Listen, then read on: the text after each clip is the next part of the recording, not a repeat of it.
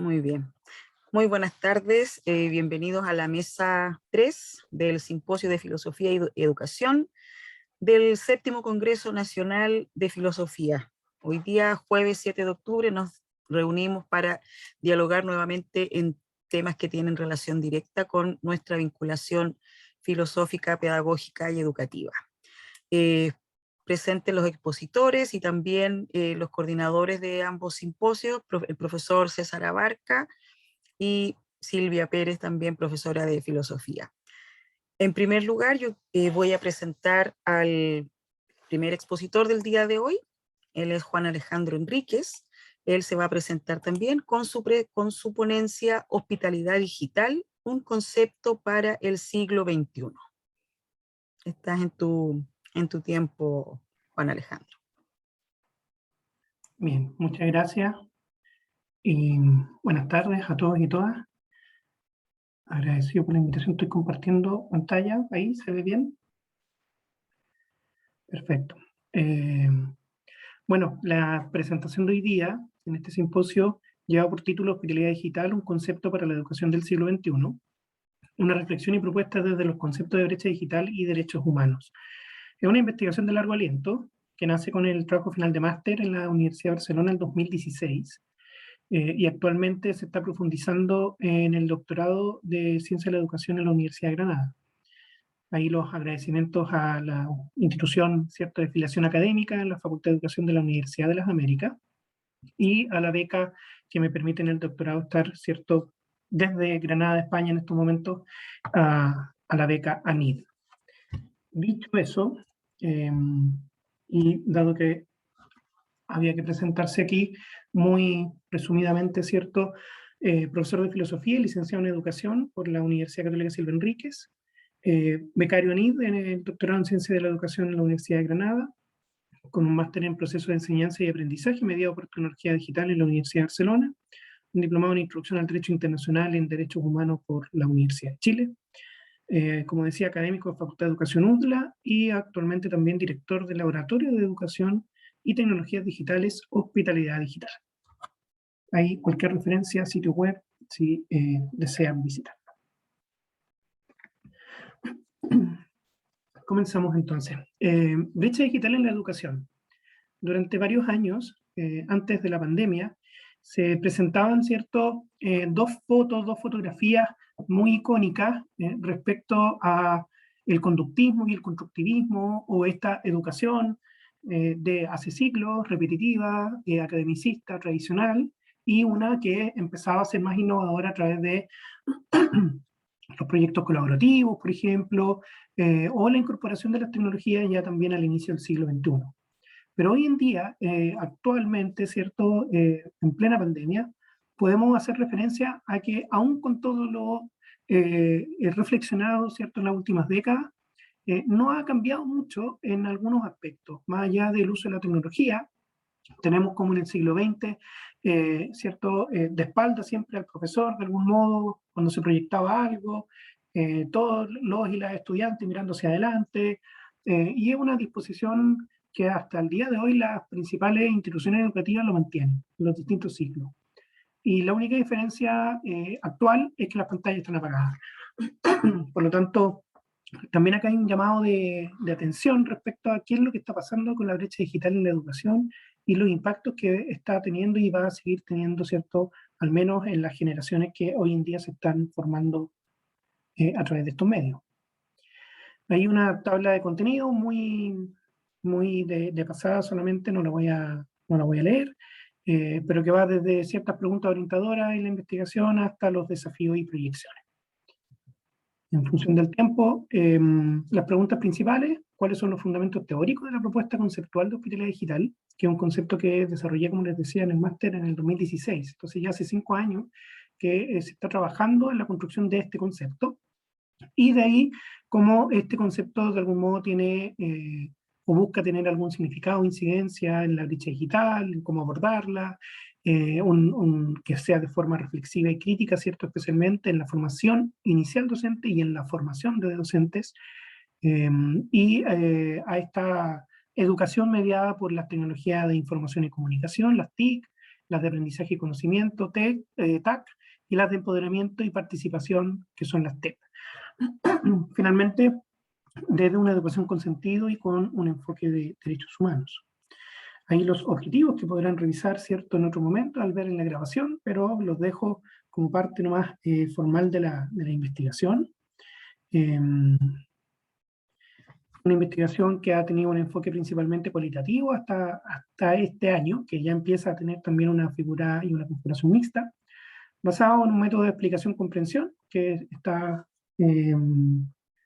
avalado principalmente por Paul Ricoeur, que lo ha presentado, ¿cierto?, como un método específico también de la hermenéutica y de la fenomenología, y en un formato de género-ensayo. Y las distintas etapas de la investigación, no muy distintas a la mayoría. Perdón. Y aquí entonces vamos con la presentación del concepto desde su justificación y marco teórico, que es la parte como más pertinente también a la convocatoria del Congreso actual. El concepto de hospitalidad digital tiene una principal influencia de las acepciones etimológicas que fueron trabajadas por Benveniste en torno al concepto de hospitalidad, ¿cierto? Nace también del texto o de la lectura del texto, aquí no sé si se va a ver con el fondo virtual, pero por ahí va a aparecer, de Paul Ricoeur sobre la traducción, que es el concepto de hospitalidad del lenguaje, o en algunas traducciones aparece como hospitalidad lingüística, que nos invita de algún modo también a entender esta capacidad del ser humano de traducir permanentemente y bajo ciertos contextos de la ética y la hermenéutica. Por ejemplo, en términos etimológicos, hospitalidad proviniendo de hospes y hostis como acepciones, ya nos invitan en esta lectura y estudio de Benveniste a entender que hay una lógica de huésped y enemigo, ¿cierto? Extranjero también traducido, y por él es el concepto con el cual se queda, que es el vínculo en función de no de cualquier extranjero, sino de aquel que mantiene y se le reconoce su derecho. Algo no menor en un contexto actual de altos procesos migratorios, por ejemplo. Entonces me parece también que esta idea del huésped y del extranjero con reconocimiento de derecho es fundamental para entender entonces el concepto de hospitalidad digital. E incluso hay un paréntesis en donde hoy en día el uso de Internet y las redes sociales claramente nos muestra también este binomio, esta dualidad del extranjero, del enemigo, de la hostilidad, de las redes sociales, especialmente Twitter, y de lo que busca hospedar por medio de espacios de interacción, espacios de vincularse con otras personas y generar incluso hasta comunidades virtuales o en contextos virtuales. Otro concepto desde el cual se basa de hospitalidad, en el caso de Ricoeur, que es la lectura que se sigue, es el de acogida y testimonio, dos conceptos fundamentales también en los trabajos desarrollados por Ricoeur, y siguiéndose esta obra fundamental, sí mismo como otro, claro, aparece la idea de cómo ese sí mismo, generalmente entendido como semejante a otro. El propio Ricoeur ya en el 96 decía que es más bien una implicación, sí mismo en cuanto a otro. Y ese sí mismo en cuanto a otro, desde el concepto de hospitalidad y llevado al siglo XXI en la educación, es también el desafío que tenemos los y las docentes respecto a nuestro vínculo en el aula con el estudiantado. Como decía Giannini, el acoger al otro es un acto que trasciende incluso a esa hospitalidad domiciliaria y tiene que ver ante todo con esa capacidad de acogida que se llama comprensión. Eso de la comprensión es relevante, dado que Ricoeur también, con el concepto de testimonio, de traducción, se puede ya asumir desde el recordatorio que él mismo hace sobre un estudio de Steiner, que comprender es traducir. Y en este ejercicio permanente que tenemos de traducir lo que nos sucede, pretexto, contexto y texto, como diría Colodro, también es el que tenemos que, de algún modo, y esta es la invitación, a mirarla desde los entornos virtuales. Cómo logramos traducir esa brecha digital y por ende quién está al otro lado de la pantalla desde estos procesos de comprensión porque tener la pantalla apagada a veces no es solamente un ánimo de no querer participar.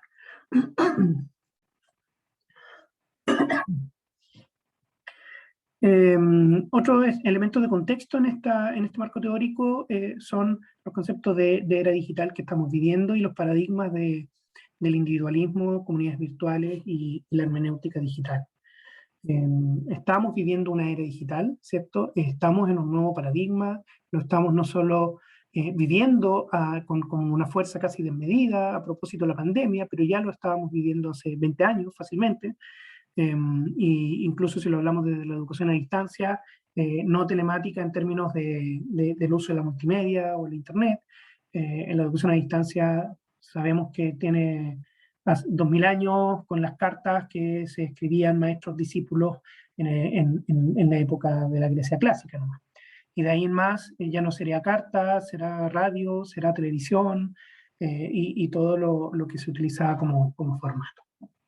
Entonces, en este cambio tremendamente simbólico, nos quedamos con la idea de pasar de un paradigma del individualismo, tan propio en el siglo XX, a un paradigma de las comunidades virtuales, que ya en el año 2003 está propuesto por Salinas y que nos permite vincularnos desde los entornos digitales, usando la telemática. Y ahí Capurro incluso ya se atreve a mencionar la idea de una hermenéutica digital, y de la cual también tiene bastante asidero en la propuesta que estamos haciendo, que en tanto un análisis de lo que sucede con la brecha digital y el analfabetismo digital no es solo de acceso, es también de uso y por ende incide directamente en la educación. Y desde la perspectiva de derechos humanos nos referimos al hecho de que ya en el 2003 Kofi Annan hablaba de que millones de personas estaban quedando fuera del derecho a comunicarse y por ende de la información y de la participación, y ya los estudios que demostraron la pandemia en donde había más de un 50% de la población estudiantil en el marzo-abril 2020 que no lograba tener la conectividad suficiente, bueno, el propio profesorado, los establecimientos educativos, y ahí había una todavía desconexión muy relevante. Pero esto va más allá de eso y tiene que ver también con el derecho a la comunicación, no solo el acceso al Internet, que ya en el 2016 se pidió considerar desde el Consejo de Derechos Humanos de Naciones Unidas como un derecho básico, sino que también el derecho a la comunicación, por ende también a la información. Y desde aquí paso rápidamente, porque sé que ya me están avisando que quedan cerca de 3 minutos ahora. Este concepto de hospitalidad digital trabaja en torno a entender, ¿cierto?, la idea de que la brecha digital no nace desde la nada, sino que nace especialmente como manifestación de las desigualdades sociales existentes.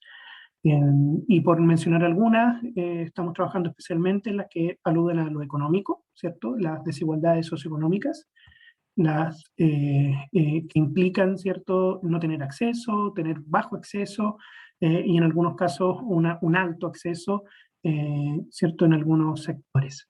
Pero también los geográficos, el norte, el sur-sur, como algo pasa en América Latina, en África, y seguimos, ¿cierto?, dividiendo el mundo, el planeta, en función de la capacidad que tenemos para conectarnos.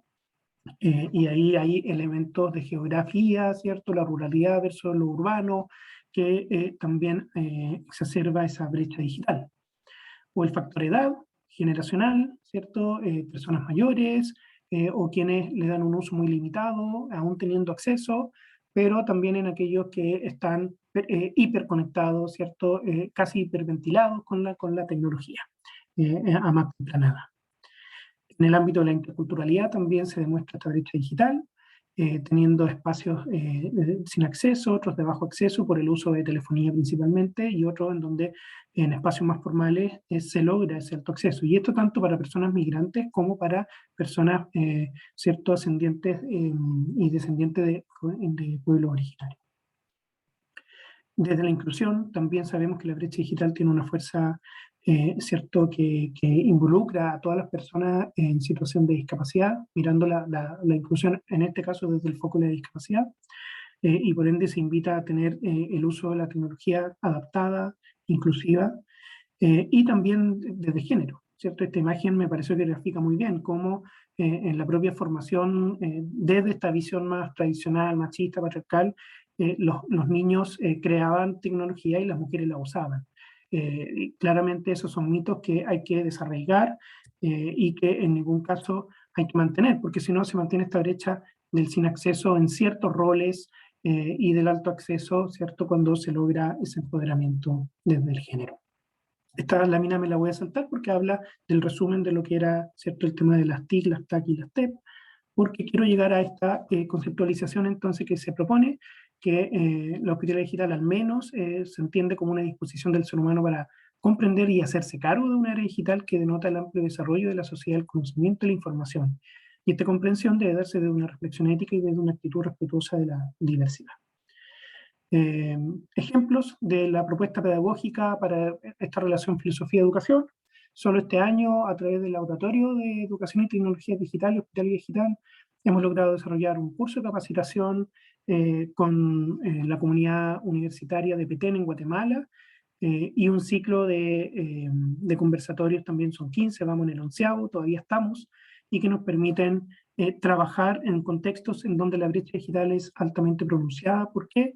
Porque cuarentena, distancia física, pero por otro lado hay efectos como la hiperconectividad, analfabetismo y altas tasas, ¿cierto?, de desigualdad. Con esto termino, solo dos láminas más, César. Desafíos y proyecciones. Lo que buscamos entonces desde el concepto es ayudar a disminuir las desigualdades sociales en la medida de que acortemos la brecha digital también con ello, mediante una alfabetización digital con sentido, promoviendo una ciudadanía digital desde la participación activa y asegurando el derecho a la conectividad de información en todos los casos. Proyecciones finales, este concepto y esta investigación ahora es parte de una investigación doctoral. Se está diseñando un estudio iberoamericano, favoreciendo un modelo de competencias docentes para la educación digital, no competencias digitales propiamente tal, y especialmente con foco en la formación inicial docente, es decir, futuros profesores y profesoras. Muchísimas gracias. Muchas gracias a ti también, Juan Alejandro, por tu presentación. Reiterar entonces que van a exponer los 4 expositores y al finalizar la ronda de preguntas. Continuamos ahora en segundo lugar con la ponencia de Bernardo Santelices, Filosofía y Poder en Educación.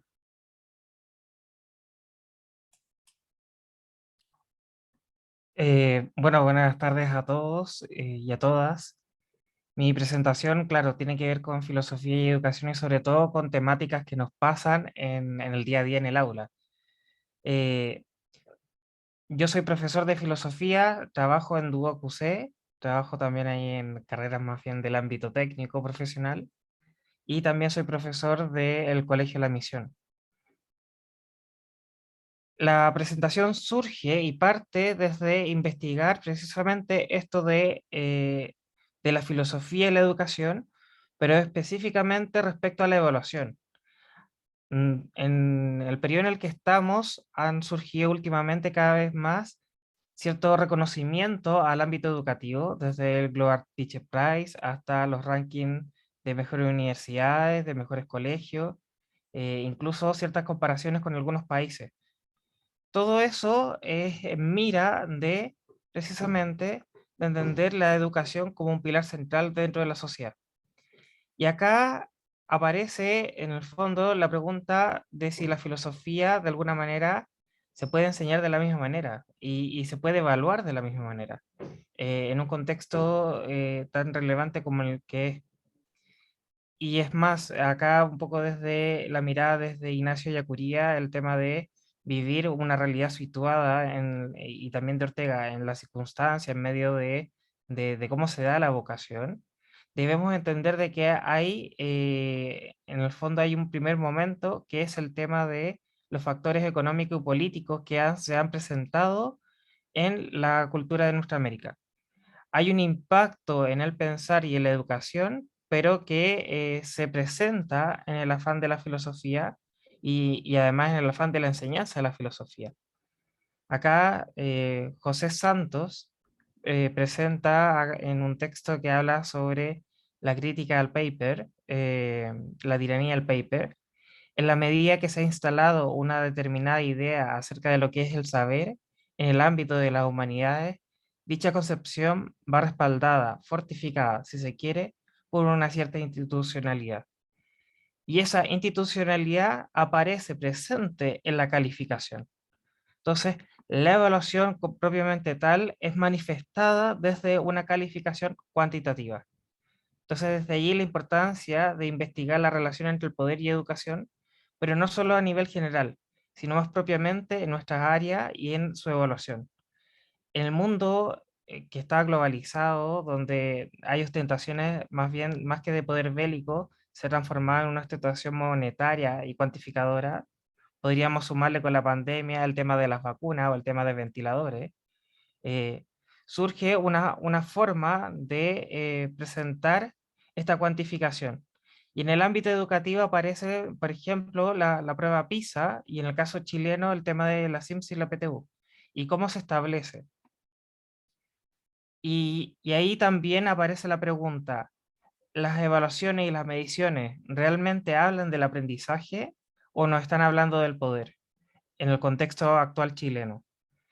Entonces, al momento de pensar y establecer los márgenes desde donde se educa, tenemos que darnos cuenta también desde este contexto y también lo que aparece acá. Para profundizar en este interrogante es necesario primero comprender qué se entiende por evaluación en el sistema escolar. Como concepto, aparece como una medición objetiva del aprendizaje, permitiendo observar la comprensión y desarrollo de habilidades, además de ser un instrumento para la toma de decisiones docentes, reforzamiento, premiación, pasar de curso, porque aparece asociado a una calificación. Entonces, es una toma de decisiones por un lado, pero también es un método para poder cuantificar al alumno. Así es necesario destacar, a pesar de las diferencias de tipos de evaluación, es que todas buscan un componente donde el aprendizaje es algo objetivo y como tal posible ser sujeto a la medición cualitativa o cuantitativa. Más allá de la pregunta por el conocimiento si es objetivo o no, si se puede medir objetivamente el aprendizaje, lo vamos a ir a dejar para otro caso. ¿Es posible realmente demostrar el aprendizaje por medio de una cuantificación? Esto principalmente dado que prima en el sistema educativo chileno.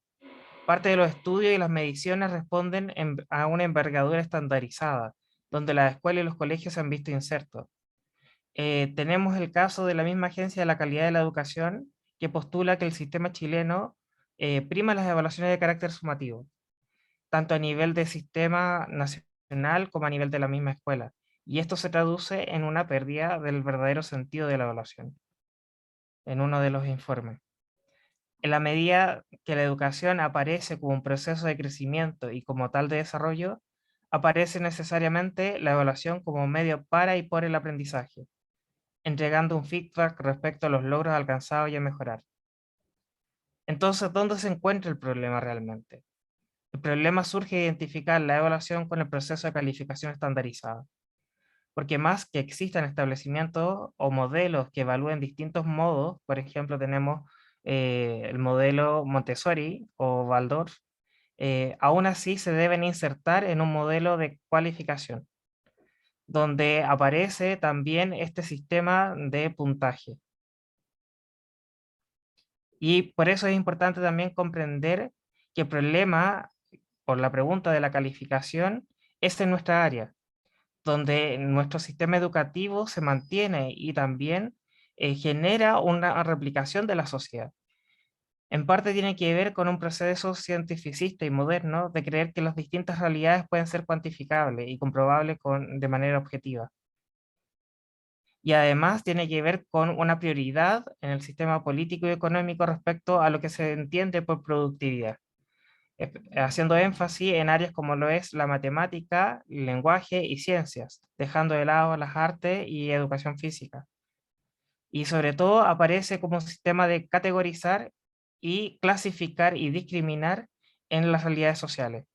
Esto aparece en distintos estudios, por ejemplo, en el estudio de la OCDE respecto a la prueba PISA en 2009, en materia de equidad, donde Chile se ubica como uno de los países de la OCDE que cuenta con mayor segregación escolar.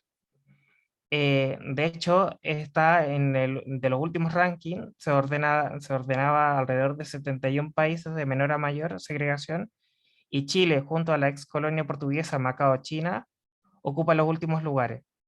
Y esto significaba que la mayoría de las 12.000 escuelas del país no han desarrollado un carácter inclusivo. Por el contrario, las escuelas chilenas tienden a una alta concentración de los estudiantes con capacidades académicas. El 75% de los estudiantes de alto desempeño se encuentran en escuelas de alto desempeño. El otro extremo, el 81% de estudiantes de bajo desempeño, se encuentran en escuelas de bajo desempeño. Todo esto que muestra el informe aparece incluso, a pesar de que sea el 2009, cómo se evidencia y cómo se establece en el año 2021 y cómo se replica a partir de las realidades de la misma pandemia, existiendo desigualdad social y educativa al momento de entender la realidad, manifestada desde la calificación. Entonces, como antecedente, es importante considerar que las evaluaciones destinadas a medir los aprendizajes, más que evidenciar eso, evidencian la desigualdad social producida en Chile, dado que el factor principal que aparece es el problema social y sus condiciones.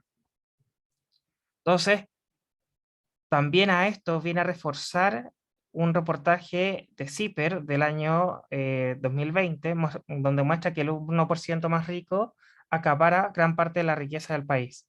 Entonces, se va intrincando y se va relacionando el problema económico y social con el problema educativo. Y eso se va manifestando y reproduciendo en la calificación. Y si el objetivo principal de la evaluación es dar la información y medir respecto al aprendizaje, entonces, ¿por qué aparece la desigualdad social y las condiciones sociales como un factor determinante del puntaje?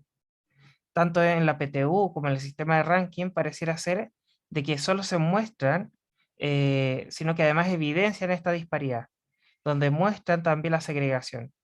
Entonces, ahí surge la pregunta, ¿es la calificación realmente un resultado del aprendizaje? Más bien pareciera ser la cosificación del estudiante.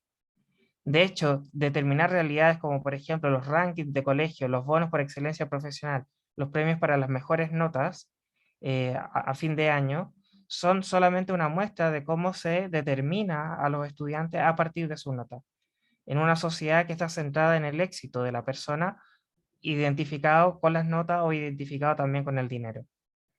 Entonces, el problema también supone que la calificación pareciera ser esta evidencia del aprendizaje, pero además pareciera ser la evidencia también del valor de la persona. Somos valorados acorde también al puntaje que tenemos. Y en el área de la filosofía, de la clase de filosofía, la evaluación del aprendizaje se ve incorporada también desde un currículum, desde los jefes de UTP, se ven determinadas también por una calificación. Pero la pregunta es que si realmente esa calificación tiene que ser cuantitativa, si realmente tenemos que designar un proceso que se determine en relación a la sociedad conforme a estos parámetros. Si no, más bien estamos reproduciendo un sistema que ha cosificado al estudiante. A su vez nos enfrentamos como profesores a generar conciencia en cada uno de nuestros alumnos de entender la importancia del aprendizaje por sí mismo. El aprendizaje en cuanto a contenido, en cuanto a realidad y desarrollo humano, y no en cuanto a responder a parámetros sociales de productividad. Entonces, acá uno de los problemas que se radican desde la calificación es este reduccionismo de la realidad de la persona y su valorización como producto. Una de las grandes propuestas que aparece y que se evidencia como una alternativa es la propuesta de Matthew Lipman, una propuesta centrada en una comunidad de indagación donde el profesor es un agente que acompaña y guía a los estudiantes, donde no se instrumentaliza la evaluación para clasificar. Y también es importante generar nuevos espacios para poder establecer relaciones entre los profesores y con el estudiantado que no determinen de la manera tradicional. Por ejemplo, el tema de las clases a partir de objetivos. ¿Realmente corresponden a una forma de entender realmente al ser humano en su desarrollo integral? ¿O lo estamos estructurando para responder a un sistema ya presentado, a un sistema ya estructurado? Y aparecen nuevas metodologías, como lo es el caso de el aprendizaje basado en proyectos, el tema de aprendizaje cooperativo, pero no sirve de nada si es que esos aprendizajes son producto de reproducir sistemas y un reproducir en modelos estandarizados. Tenemos que avanzar también a entender al alumno desde su individualidad. Y desde esta realidad, desde estos aspectos, es de donde se va a presentar y donde también, en el fondo, con el poco tiempo que había, quería evidenciar este problema. Así que muchas gracias.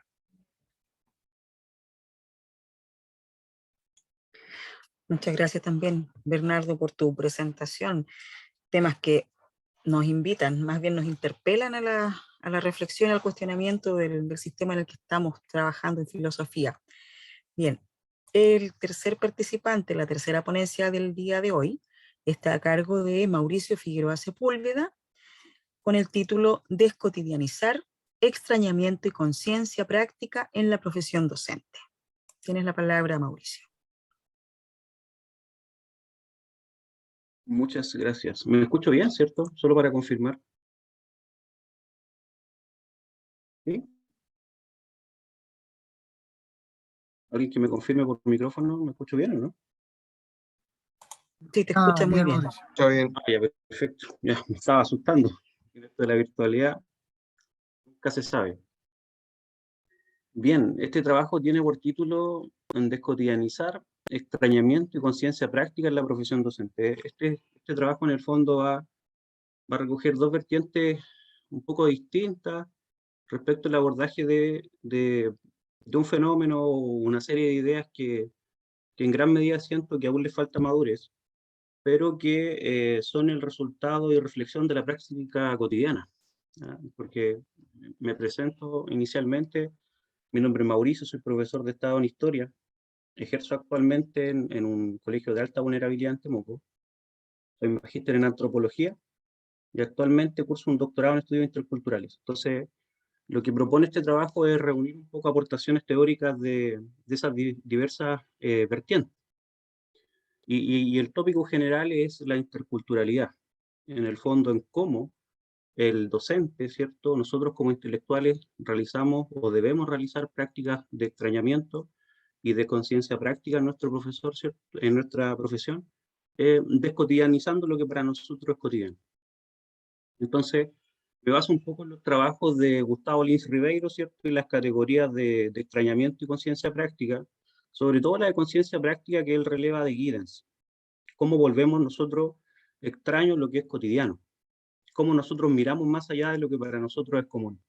Entonces, siguiendo esta lógica de la etnografía, al estudiar su propia sociedad, el antropólogo busca realizar una operación inversa, convertir lo familiar en exótico, usando un principio y por racionalización metodológica, una posición de extrañamiento.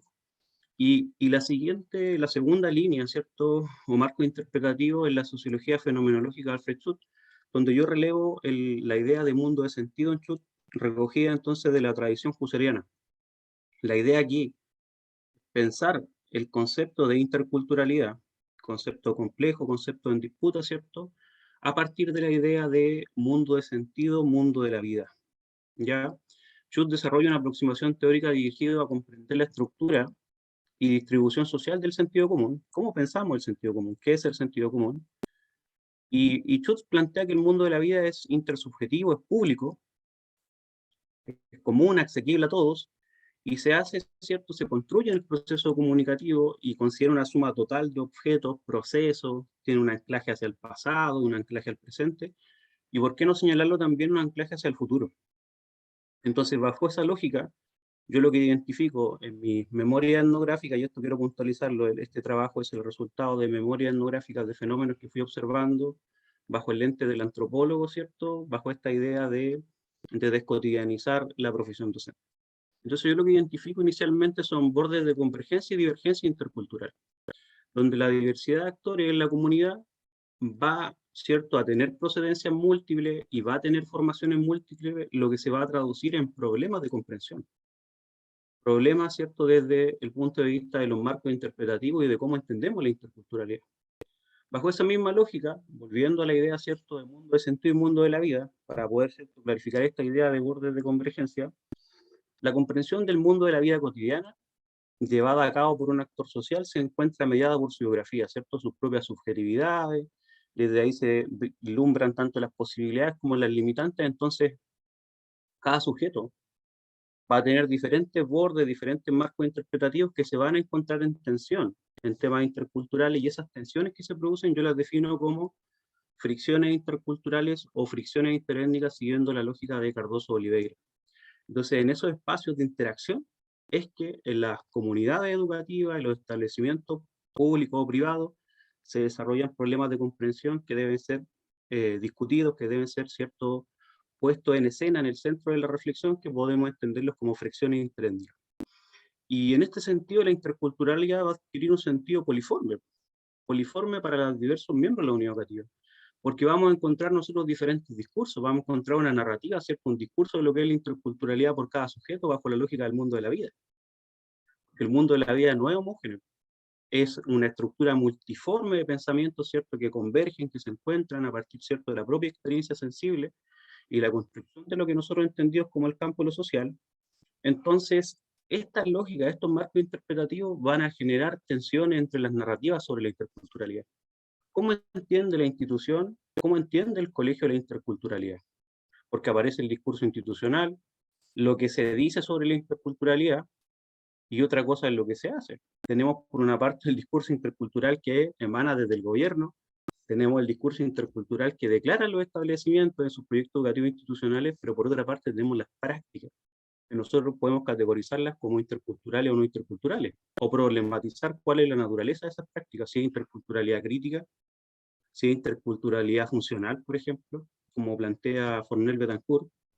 Entonces, yo lo que quise hacer es situar acá, o poner delante de ustedes, tres escenas muy breves que fueron en el fondo desarrollándose en el corto plazo, ¿cierto? Aquí en un marco de 3 o 4 años, y que son reales, ocurren acá en la ciudad de Temuco. Por ejemplo, la escena etnográfica número 1, que yo la titulo Estrategias de Blanqueamiento, es una escena en la que se enfrentan dos estudiantes, un hombre y una mujer, y ambos son mapuches, y se reconocen y se definen como mapuches. Y se dice el otro en un problema, por supuesto, mucho más grande, donde yo simplifico un poco la escena y no la describo por concepto de espacio, y le dice, tú eres indio, tú eres negro, le dice, cállate. Replica a la otra persona y le dice, yo soy blanco, cállate tú, africana. Dos estudiantes con tez de piel oscura que se reconocen mapuche, ellos emiten, ¿cierto?, un discurso que es posible catalogarlo, ¿cierto?, según la propuesta teórica de la antropóloga peruana Liu Kogan, es posible identificar en ellos estrategias de blanqueamiento, donde se reconocen más blancos que otros, y por supuesto pueden identificar ustedes el sesgo de la raza, la lógica de una visión positivista, ¿cierto?, que queda expresa en esa frase. Ese es el primer escenario. Entonces aquí sigue estando en debate la interculturalidad. La interculturalidad en disputa, ¿cierto?, a partir de las ideas, por ejemplo, de raza, es posible observarlo en niños de 12 años. La escena número 2, yo titulo Los imaginarios sobre la historia y la nación, tienen que ver con un acontecimiento que ocurre un día lunes, en el contexto del acto del día lunes, en donde se expone una efeméride. Y en ese acto lo que va a ocurrir es que el tópico del acto era la Guerra del Pacífico. Y en un escenario, imaginémoslo, donde se canta el himno nacional, todos los lunes, en un escenario donde se expone, ¿cierto?, un proceso histórico, los estudiantes presentan la efeméride de la Guerra del Pacífico, y un estudiante se acerca a la profesora y le dice, profesora, estudiante peruano, eso no es así, porque ellos mienten, ellos están mintiendo. Entonces ahí nosotros vamos a volver a pensar en la interculturalidad y en cómo se encuentran distintas narrativas, ¿cierto?, distintos imaginarios sobre la historia y sobre el concepto de nación. Entonces, ¿cómo estamos pensando la interculturalidad en ese tipo de escenas? en ese tipo de escenarios, cómo pensamos y discutimos la globalización y la idea de la migración. Y por último, una tercera escena etnográfica tiene que ver con lo que yo titulo, ¿cierto?, en este artículo, otras formas de justicia. Y otras formas de justicia tiene que ver con lo que plantea Philippe Bourgois en su libro En busca del respeto. Y lo que ocurre en esta escena, desde el 7 de octubre del 2019, es que, y aquí puntualizo de que es un establecimiento de extrema vulnerabilidad, donde los códigos son otros, el sentido de honor y de justicia no aplica a lo que tradicionalmente se entiende por honor y justicia. Lo que ocurre acá es que una estudiante, una señorita, agrede a un compañero. El problema es que ese compañero es líder, y el líder negativo de un barrio extremadamente vulnerable en Temuco.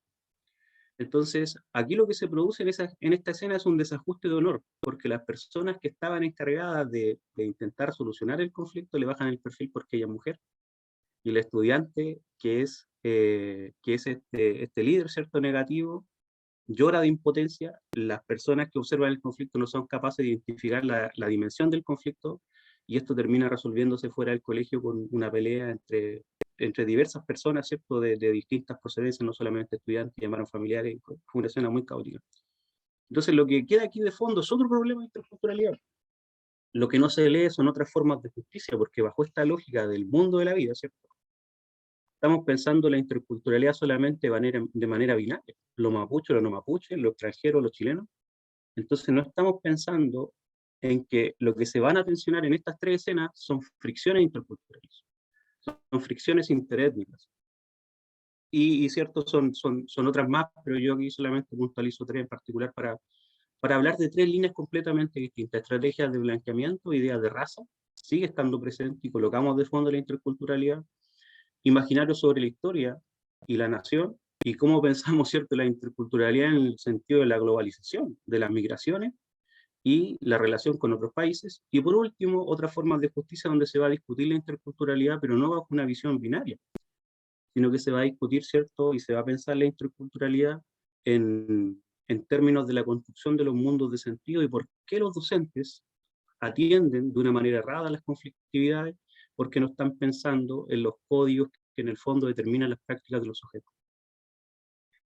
Entonces, yo aquí sitúo solamente algunas reflexiones que yo defino condiciones de posibilidad y algunas aproximaciones. Y yo les comentaba a ustedes que esta es una reflexión que todavía, ¿cierto?, le falta bastante, y aquí lo que pretendo hacer es mostrarle a ustedes una serie de caminos posibles de transitar en el contexto de la reflexión y el trabajo docente. Y es que la pedagogía como una disciplina está, por supuesto, muy influenciada por el hacer y no por propiciar espacios para el pensar reflexivo. En ese sentido, seguimos nosotros en el discurso constructivismo, pero en un sistema por competencias con estándares de evaluaciones conductistas. Podríamos definir el sistema como conductista como tal, entonces convergen esos dos modelos completamente distintos.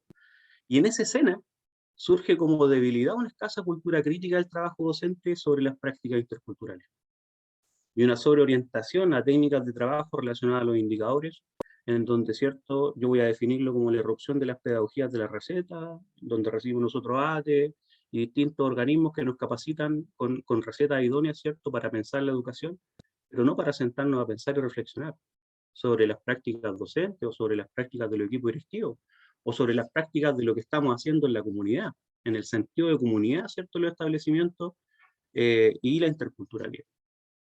Lo segundo, reflexionar sobre las condiciones de posibilidad para imaginar escenarios que nos permitan vivir como iguales en un mundo de desigualdades múltiples, plantea Claudia Briones.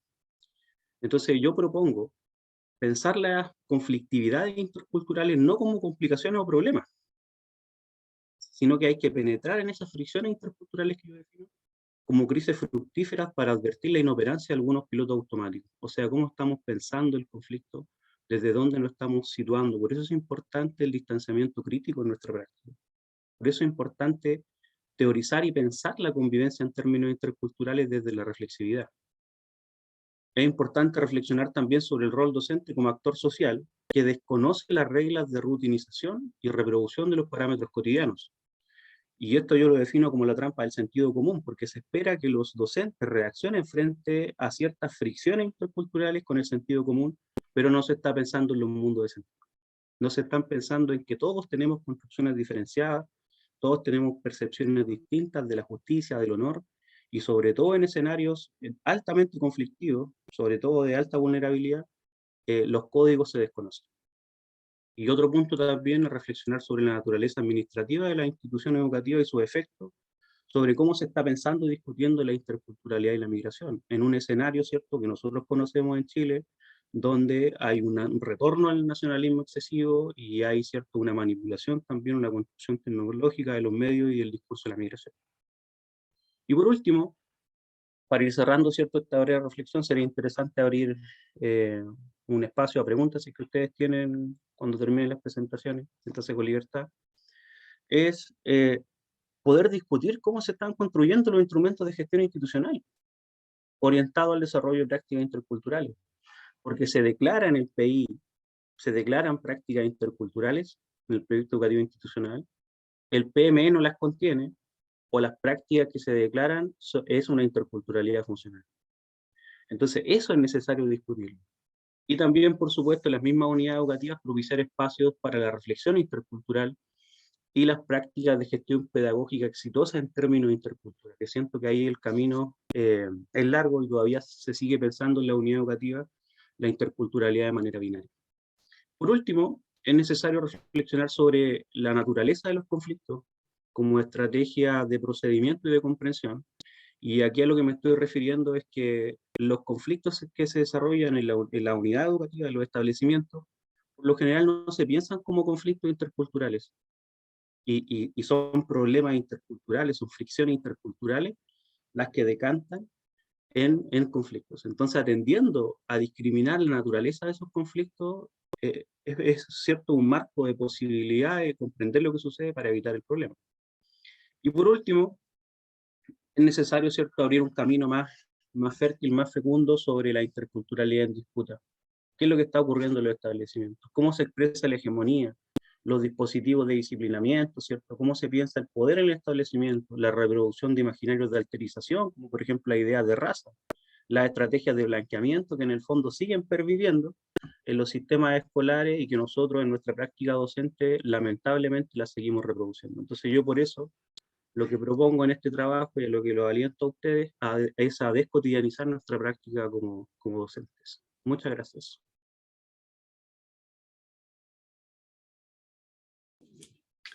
Muchísimas gracias también, Mauricio, por tu presentación. Y vamos entonces ahora, tienes que dejar de compartir para dar la presentación a nuestra cuarta expositora, Loreto Paniagua Valdebenito, con clases remotas de emergencia, tensión y resistencia en espacios educativos. Hola, buenas tardes a todos y a todas. Bueno, yo soy profesora de filosofía, magíster en filosofía también, convención lógica y filosofía de la ciencia, y actualmente vinculada a la Universidad de Valparaíso, y hago labor docente, 40 horas trabajando de profesora también, bien inmersa en los sistemas educativos, y en realidad mi reflexión va más bien por un asunto bastante pandémico que ahora voy a contextualizar específicamente. Tiene relación con la tensión que se produce con el prender o apagar las cámaras en las videollamadas en las clases remotas. Bueno, desde mediados de marzo de 2020, muchos establecimientos educacionales en Chile implementaron completa, parcialmente, o trataron de implementar la educación remota de emergencia. Se asume que esta no es equivalente a la educación online, ya que consiste en ejecutar un curso diseñado para formato presencial a través de Internet. Esta diferencia no está del todo clara en los espacios educativos y tampoco en muchos profesores, profesoras y cuerpos directivos de establecimientos educacionales. Por esta razón, se incurren normativas, protocolos y prácticas diseñadas de forma parcialmente descontextualizada, producto de las condiciones de aislamiento social impuestas por la pandemia por COVID-19. En este marco ha sido posible apreciar la capacidad proteica de la tecnología que se ha adaptado a los más inverosímiles escenarios con una rapidez y eficiencia extraordinarias. Sin embargo, esto ocurrió en la superficie, debajo de la cual se han comenzado a gestar conflictos que las comunidades educativas no estaban preparadas para enfrentar. Uno de los problemas más rápidamente perceptibles ha sido la exposición de los contextos privados e íntimos en los espacios virtuales, lo cual ha generado instintivas reacciones que permanecen en la praxis escolar hasta hoy. Así, a sabiendas de la irregularidad de la acción de obligar a los y las estudiantes a encender sus cámaras, se ha recurrido a la estrategia de la sugerencia, que se puede ejemplificar con la siguiente frase: se sugiere o se solicita amablemente a los y las estudiantes encender sus cámaras. Esta solicitud deja en evidencia la ambigüedad y superficialidad con la cual se estaba asumiendo este nuevo contexto educativo. Sin embargo, el enfoque de enseñanza ejecutivo con el que fue abordado con menos de un tercio del tiempo presencial para las clases de solo algunas asignaturas, la validó rápidamente. Según Fentelsmacher y Soltis, este enfoque ejecutivo presta una especial atención a la intersección del tiempo y los aprendizajes esperados, y de este modo establece la optimización del tiempo como uno de los ejes rectores del proceso de enseñanza-aprendizaje. La adopción de este enfoque educativo de la eficiencia hizo que se descubrieran y se descuidaran otras dimensiones. La educación encontró un camino para mantener el sistema de algún modo. Si no hubiesen existido las plataformas web de videollamadas y los medios de comunicación que provee Internet o las redes sociales, simplemente la caída de la educación, tal y cual la conocemos, hubiese sido inevitable. A pesar de la deserción escolar y la mayor precarización del proceso de enseñanza-aprendizaje y las condiciones materiales para estudiantes y docentes, lo cual trajo asociado efectos psicoemocionales importantes, fue posible que se dirigiera un sistema educativo que intentó continuar con la labor que llevaba pocas semanas en marcha. Así se puso en evidencia lo que Ortega y Gasset denomina sobrenaturaleza del ser humano, la que se dejó ver en la adaptación al medio pandémico en los más diversos sistemas educativos, mostrando un ser humano que no se resigna a las condiciones determinantes sobre la vida y la muerte. Este trabajo pretende mostrar un punto de vista sobre una de las muchas complejidades pedagógicas de la educación durante la pandemia. Específicamente hará referencia a la acción de encender o no la cámara durante las videollamadas de las clases virtuales. Problematizar este punto es fundamental por sus connotaciones filosófico-éticas y educativas. Esta perspectiva es poco aceptada y explorada en educación, pero ha sido la tónica del comportamiento de los y las estudiantes en los espacios educativos virtuales. La presencialidad y la virtualidad en este sentido se desarrollan no como opuestas, sino como complementarias. Por un lado, no hay acceso a la presencialidad corpórea, pero algo queda de esta en la sincronía virtual. Por ende, algo permanece en la comunicación presente en el aula. Ese algo que se ve reducido a ciertos estímulos sonoros y visuales es el hilo que permite que parte del proceso de enseñanza-aprendizaje se mantenga de forma precaria fuera del espacio escolar y dentro de un espacio nuevo en múltiples aspectos.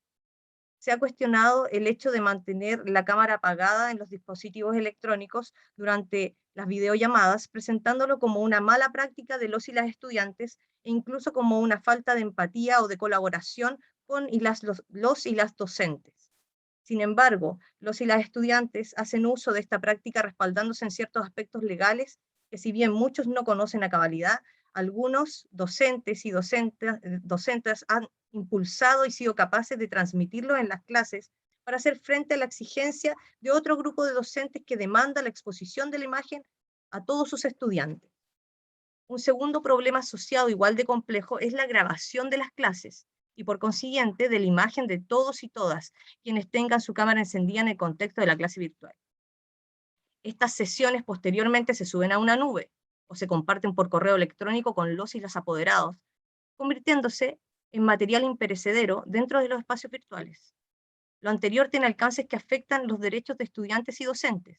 En el caso de los y las docentes, la falta de claridad sobre las condiciones contractuales respecto a este tópico y sus límites añade ambigüedad a lo que posiblemente se considera una buena práctica, pero al mismo tiempo invisibiliza la protección psicoemocional de los profesores y profesoras, siendo esto un claro ejemplo de vulneración de derechos. La acción de encender la cámara en una videollamada es volver transparente un espacio que antes no lo era, lo que genera una tensión entre la tríada de lo público, lo privado y lo virtual. Al volver transparente estos espacios, se desarrolla la exigencia de positividad de estos, porque abandonan la posible negatividad que pueda existir en el espacio dentro de un hogar. En la propuesta sobre el concepto de transparencia de Byung-Chul Han, esta sería la coacción sistémica que se apodera de todos los sucesos sociales y los somete a un profundo cambio. Para Hahn, esta coacción sistémica convierte una sociedad en uniformada, lo cual es un rasgo totalitario en sí mismo. Cuando relacionamos el encender las cámaras con la transparencia y la positividad y la coacción homogeneizante, se hace referencia a que exhibirse implica que hay ciertos espacios que se pueden mostrar y otros considerados negativos, que no se pueden o no se deben mostrar. Así, todos aquellos espacios íntimos precarios, empobrecidos, desordenados, sobrepoblados o disruptivos no deberían ser mostrados porque no benefician el espacio educativo. Partiendo de la premisa de que el espacio de la clase remota de emergencia no tiene las características propias de la educación online, sino que contempla otros elementos que la constituyen como una clase que depende de diversos factores individuales. ¿No es acaso imprudente sugerir como una buena práctica escolar encender la cámara en la clase? Hacer distinciones valorativas entre aquellos estudiantes que prenden y aquellos que no prenden sus cámaras sería un acto de discriminación que podría estar tipificado por ley.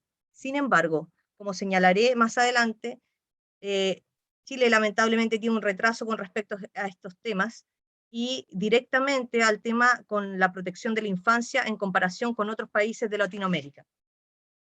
En una clase, los y las estudiantes docentes están con personas que no necesariamente son cercanas a ellos, y por esto no tienen la obligatoriedad de exponerse en un espacio que puede ser considerado poco seguro. En el aula presencial, cualquier acto contra la voluntad de un niño, niña, adolescente, por parte de un par, es tipificado como una agresión, y si se reitera en el tiempo se concibe como bullying. La inmediatez de los espacios virtuales, en especial de las videollamadas, dificulta que los y las docentes puedan anticiparse a las posibles vulneraciones entre pares. Si añadimos también el factor de la grabación de las clases virtuales y la utilización de las imágenes con posterioridad a la ejecución de las mismas clases remotas, el horizonte se vuelve más complejo, dado que el derecho a la imagen es fácilmente vulnerable y difícilmente detectable. Cualquier persona que acceda o que descargue la clase puede extraer pantallazos desde el video y transformarlos en formato de imagen para su uso sin consentimiento, o para la intervención de la imagen misma, y en cualquiera de los dos casos antes mencionados, puede socializar el material visual, el que de forma rápida puede viralizarse, fenómeno que traería consecuencias insospechadas para las personas que padecieron la vulneración. Es así como se perfila lo que será denominada en este artículo ultravigilancia. Este concepto refiere a una polarización inaudita, una posición extrema que no habíamos conocido antes porque la tecnología no nos había proveído aún de dispositivos teletecnológicos tan sofisticados como los hay en la actualidad.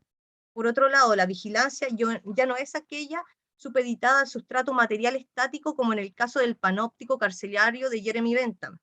Con ultravigilancia refiero a una vigilancia que realizan ciertos individuos al apropiarse de cualquier dato extraíble por medios digitales.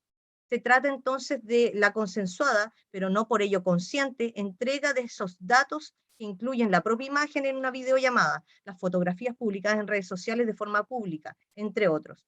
La ultravigilancia es efectiva, silenciosa, y la puede ejercer cualquiera, desde sujetos individuales hasta empresas de datos. Así, las clases virtuales son espacios permeables a que ésta se desarrolle sin limitación ni reflexión mediadora del fenómeno mismo.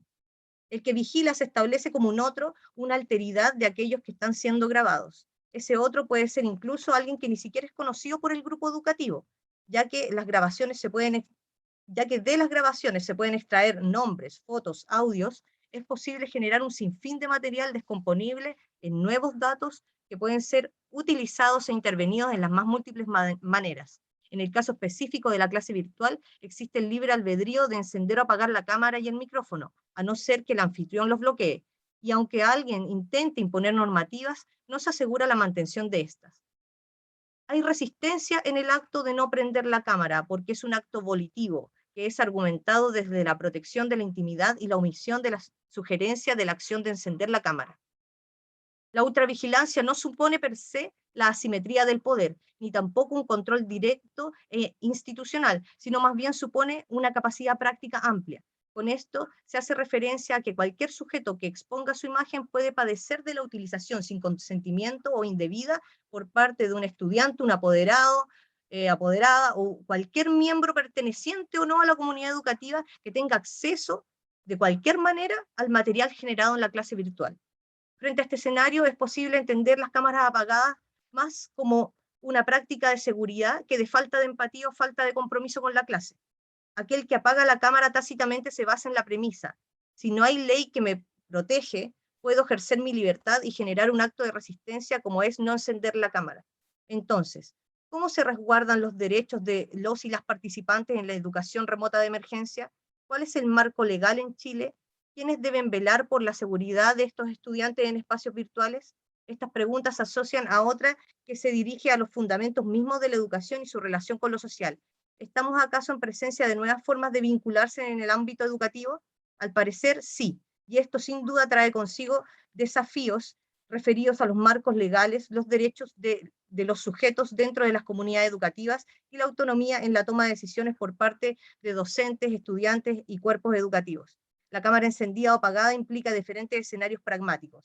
Hay un tema no explorado aún en cuanto a la incidencia de la cámara encendida o apagada en el aprendizaje por parte de todos nuestros estudiantes.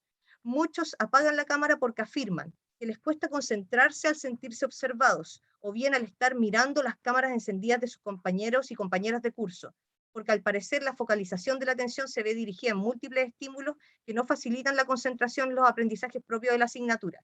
Estamos frente a nuevas vulnerabilidades humanas que intervienen en la educación y por eso es prioritario indagar en los marcos en los cuales la educación desarrolla su comunicación cotidiana.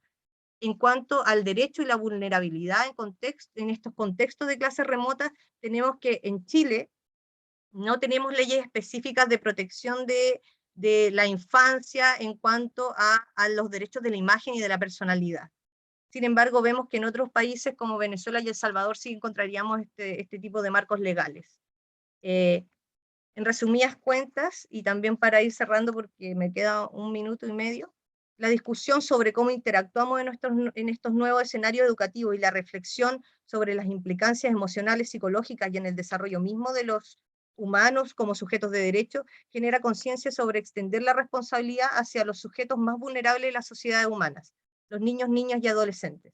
Esta es una necesidad de sociedades comprometidas con el futuro y que promueven la justicia social, lo que además inhibiría la búsqueda de resquicios legales para la defensa de derechos que son prioritarios en estos contextos novedosos y que deberían generar una protección directa.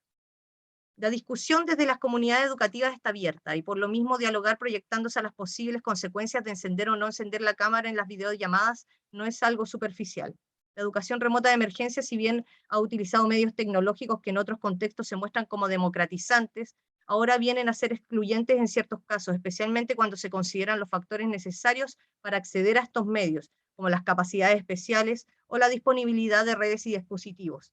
También, a más de 1 año de uso de estas tecnologías, se evidencia su carácter problemático, principalmente en los procesos de aprendizaje en la primera infancia y en los primeros años de educación básica, donde el desarrollo del aprendizaje social cara a cara se hace indispensable para la enseñanza eficaz. Por lo anterior, es posible avisorar que estos nuevos contextos y la exigencia del uso de estos medios tecnológicos aumentará ciertas brechas de desigualdad y exclusión en educación, lo cual traerá consigo nuevos desafíos en los próximos años. Asumir las responsabilidades que implica la utilización de estos medios digitales hoy, especialmente en contextos de emergencia, exige que se revisen ciertos marcos legales para la protección de los niños, niñas y adolescentes. Esto además debe hacerse extensivo a los derechos laborales y personales de los y las docentes e integrantes de las comunidades educativas. Abrir el diálogo sobre estas cuestiones permitiría la concreción de acciones individuales y colectivas de resistencia en pos de una educación robusta en cuanto a la prioridad del cuidado. Esa es mi propuesta. Muchas gracias. Gracias a ti, Loreto, también. Bueno, abrimos entonces la ronda de preguntas. Me gustaría dejarte a ti, César, a cargo de la parte de los diálogos, ¿ya?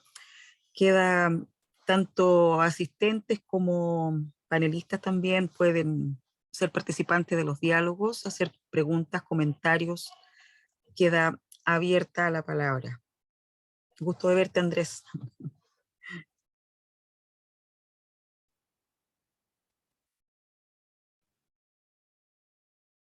Juan Andrés.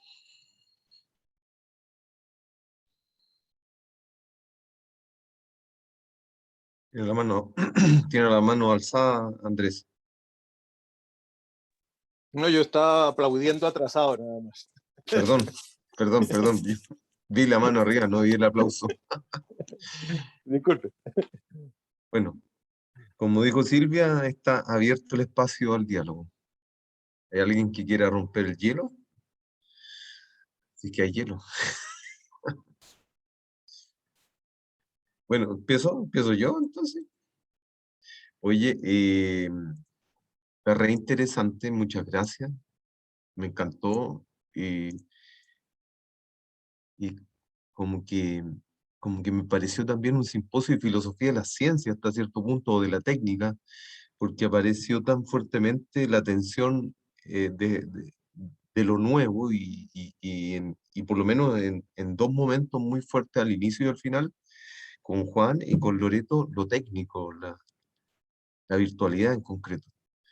Entonces, y hasta cierto punto yo vi como un contrapunto entre Juan y Loreto. Voy a hacer algo así como una mezcla. Juan, eh, Loreto nos contó un poquito como una visión compleja o crítica, y de hecho yo le escuché la idea, la pasadita a Loreto mucho tiempo atrás, y me hizo reflexionar harto, me hizo como cambiar una visión que tenía con respecto a la cámara, lo que ella explicó recién. Pero tú hablas de la hospitalidad. ¿Cómo podemos enfrentar un artefacto que en general está hecho para controlar y para mercantilizar la educación? Creo yo, en muchos casos, no sé si en todos. ¿Cómo podemos hacerlo hospitalario, Juan? Como dice tu misma presentación. Sí, sí, tremenda presentación la de Loreto. Gracias por la pregunta. Y no sé si se da tanto como contrapunto. De hecho, la hospitalidad digital es un concepto que justamente se propone bajo un enfoque de derechos humanos y por lo tanto lo primero que hace es comprender, entender, motivar, difundir que se garanticen estos y en todos sus aspectos.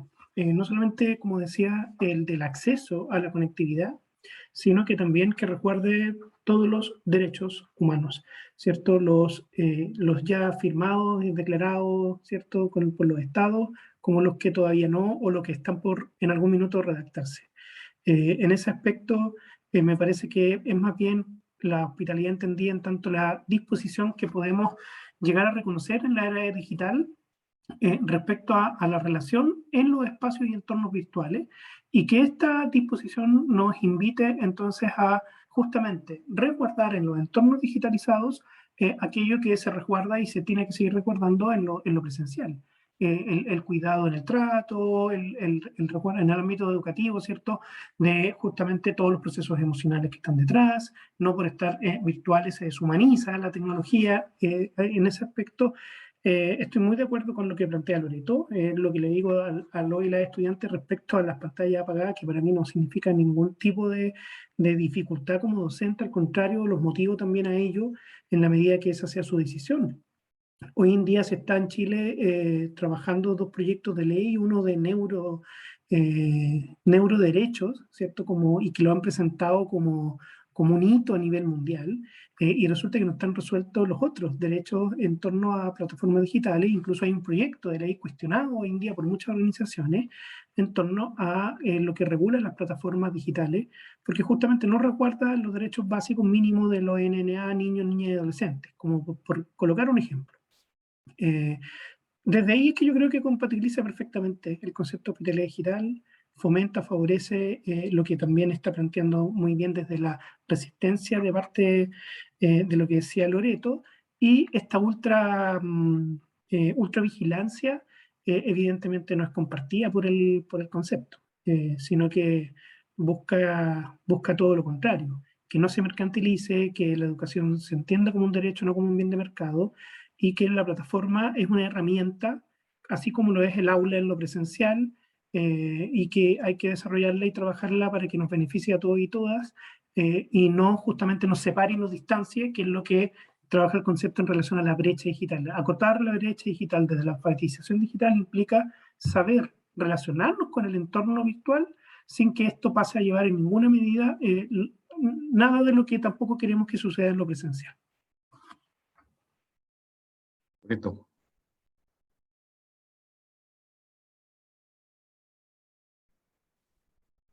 Yo tenía la manito levantada. Sí, no sé si se escuchó, dije Loreto. Disculpa, no escuché. Sí, yo estoy de acuerdo con Juan en el sentido de que yo también entendí el concepto de hospitalidad como un concepto que también se aproxima al concepto de cuidado, ¿verdad? Esto de ir abriendo estos espacios y también aclarando ciertas ambigüedades que hay en este inicio que se ha dado a la educación a través de plataformas tecnológicas. Considero que es muy importante que se empiece a problematizar estas temáticas, que se empiece a hablar, por ejemplo, hospitalidad digital, que se empiece también a capacitar a las comunidades educativas dentro de este tipo de conceptos para que se amplíe la reflexión, porque de cierto modo, cuando un docente o un cuerpo directivo plantea que lo ideal, profesor, es que usted le pida a su estudiante que prenda la cámara, en sí mismo es como una agresión pasiva.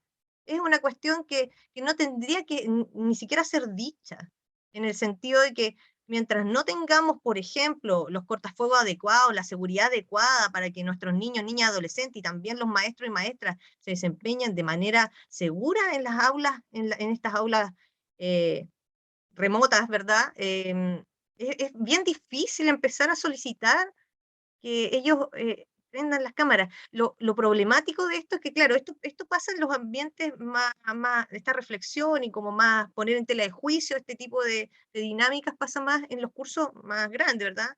De enseñanza media, pero los más pequeñitos, todos prenden sus cámaras. Y siempre se critican, yo he visto clases de chiquititos que se critican entre ellos, hoy pero es que no, no sé, él no es buen alumno porque no prende la cámara. Entonces, todas esas cosas se dan, ese tipo de valoraciones tácitas van quedando, van decantando en la educación. Y eso es lo problemático, porque después se normaliza este tipo de cosas. Y cuando yo problematizo sobre este conflicto de las cámaras prendidas o apagadas, me complica principalmente porque yo he estado hablando mucho con un abogado que cité en el texto, que me contactó y nos pusimos a dialogar. Si bien hay ciertos marcos legales que nos podrían llevar a proteger tanto a profesores como a estudiantes, el punto está en qué pasa con estas personas. Puede haber una persona fuera del contexto educativo que saca un pantallazo a un niño o una niña. En ciertos colegios ha pasado que le sacan fotos a los niños haciendo clases de educación física y las viralizan anónimamente. Y es muy problemático, porque son menores de edad. Entonces, en ese sentido, esto de que también concibamos, ¿verdad? Esto que ha planteado Byung-Chul Han, de la sociedad de la transparencia, que siempre se tiene que mostrar los ambientes positivos, ¿verdad? Y que así vamos valorando también la sociedad de manera dicotómica, sobre lo bueno y lo malo, lo que se puede mostrar, lo que no, es una manera demasiado parcializada. Creo que también, bueno, lo que planteaba Juan, ¿verdad?, acerca de la hospitalidad, es necesario empezar a difundirlo, a conversarlo, a llevarlo a los contextos educativos generales, no solamente escolares, ¿verdad? Y también tiene relación con lo que hablaba Bernardo en parte, con la cuestión de cómo nosotros entendemos los espacios educativos dentro de las dinámicas de poder. Tiene mucha relación ahí con todo esto, ¿verdad? Cómo valoramos muchas otras cosas también. Eso quería señalar, gracias. Gracias, Loreto.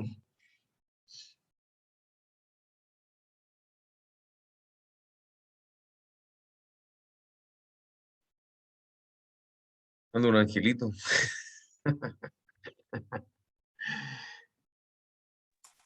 Bernardo tiene la palabra solicitada. Bernardo, ¿verdad? Por Sí, favor, Bernardo. un poco lo que dice Loreto, yo siento que pasa en los ambientes educativos que el prender o apagar la pantalla pareciera ser que un problema de fondo en realidad es sobre lo público y lo privado. Eh, y resulta que también a un privado que es negado, que tiene una connotación negativa. Y eso es sumamente importante porque A mí me pasa que yo trabajo en un contexto, en un colegio, tengo como dos realidades distintas, educación superior, que es una variedad, pero en un colegio particular que es muy caro, pero los alumnos les cuesta aprender la cámara y les cuesta aprender la cámara por su vergüenza. ¿Y qué les da vergüenza? Les da vergüenza su pieza, les da vergüenza estar en pijama, les da vergüenza cómo están en su cara, les da vergüenza si tienen sueño. Y la vergüenza es el motor, por lo menos cuando yo he hablado con ellos, el motor para no prender la cámara. Eh, y también coincido mucho contigo, Loreto, el tema de que institucionalmente pareciera ser de que se establece como una medida correcta el tema de que el alumno tenga que prender la cámara. Y en realidad no afecta el aprendizaje que tú la aprendas o no. Lo que podría afectar si participas o no, más que prenderla. Entonces, pareciera ser de que en el fondo el tema de que sea privado y público, ahí empiezan a tener otro tipo de connotaciones y cómo se establecen. Y además, para el alumno, pasa que prender la cámara es como cuando uno saca al alumno frente a la pizarra. Para nosotros, por lo menos yo lo veo desde mi rol como profe, prender la cámara podría ser algo normal. Pero para el estudiante, prender la cámara es igual de exposición o mayor que pasar adelante. Entonces, ahí hay todo un juego de dinámica de que tampoco el alumno se siente preparado a veces para aprenderla. Eh, Pasa con algunos alumnos que son mucho más tímidos, que cuando uno los hace pasar adelante a presentar, se quedan ahí pegados y no saben qué hacer. Y en el fondo uno va preparando el camino, las habilidades para que lo haga. Capaz que también en algún momento, si se sienten preparados, van a aprender la cámara. Pero llegar y decir, prenda la cámara, hay también un componente violento. Eh, Más que en la medida que se dé una posibilidad. En la medida que hay una posibilidad, yo creo que es distinto. Eso. Mauricio. Gracias. El tema de la cámara es un tema, yo creo que sumamente interesante. Sin lugar a duda que está en discusión sí o sí lo público, lo privado, la noción de modelo rígido de estructura que tenemos en educación. Y por eso es que hay una lógica impositiva. A mí me ha tocado, por ejemplo, observar que en el contexto en el que hago clase, uno de los factores determinantes en no encender la cámara tiene que ver con la vulnerabilidad, porque no se quiere mostrar lo que está detrás, porque no se quiere mostrar que la pieza de 2x2 la comparten 6 personas, 7 personas, porque las paredes no están forradas. Entonces, ese escenario es complejo. Y miren, aquí aparece una cuestión que para mí es súper interesante y no sé si alguien también lo ha visto, colega, porque es interesante problematizar. Que yo me doy cuenta, y lo citaba también la colega Loreto, de que los niños más pequeños no tienen problema en encender la cámara. Y yo me doy cuenta que no hay una apropiación del discurso de la vulnerabilidad igual en los niños pequeños que en los niños, por ejemplo, de séptimo octavo, que es en el rango en el que yo trabajo. Entonces ahí nosotros vamos a ver algo. Vamos a ver que hay una distinción en términos de apropiación de un discurso, de vulnerabilidad, un imaginario de la vulnerabilidad de los niños más grandes y no de los niños más pequeños.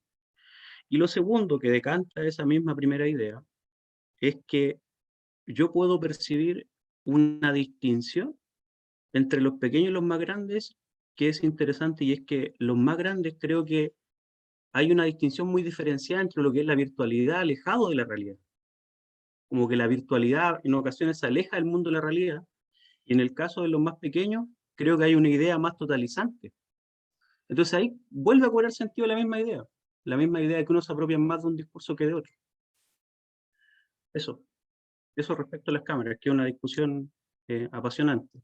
Y lo otro que quizás también no lo comenté es que en términos de nuestra práctica, creo que sí es importante discutir el control del discurso y la práctica docente, porque ahora estamos sometidos a otra presión, estamos sometidos a un juicio público diferente, a una presión institucional donde se debate o no lo que decimos, no como antes. Creo que antes era una pedagogía un poco más rebelde la que se podía hacer, un poco más crítica, y pese a tener un currículum determinado, nosotros podíamos escapar un poco, salir de ahí. Creo que ahí hay harto que hacer. Eso, colega. Gracias, Loreto.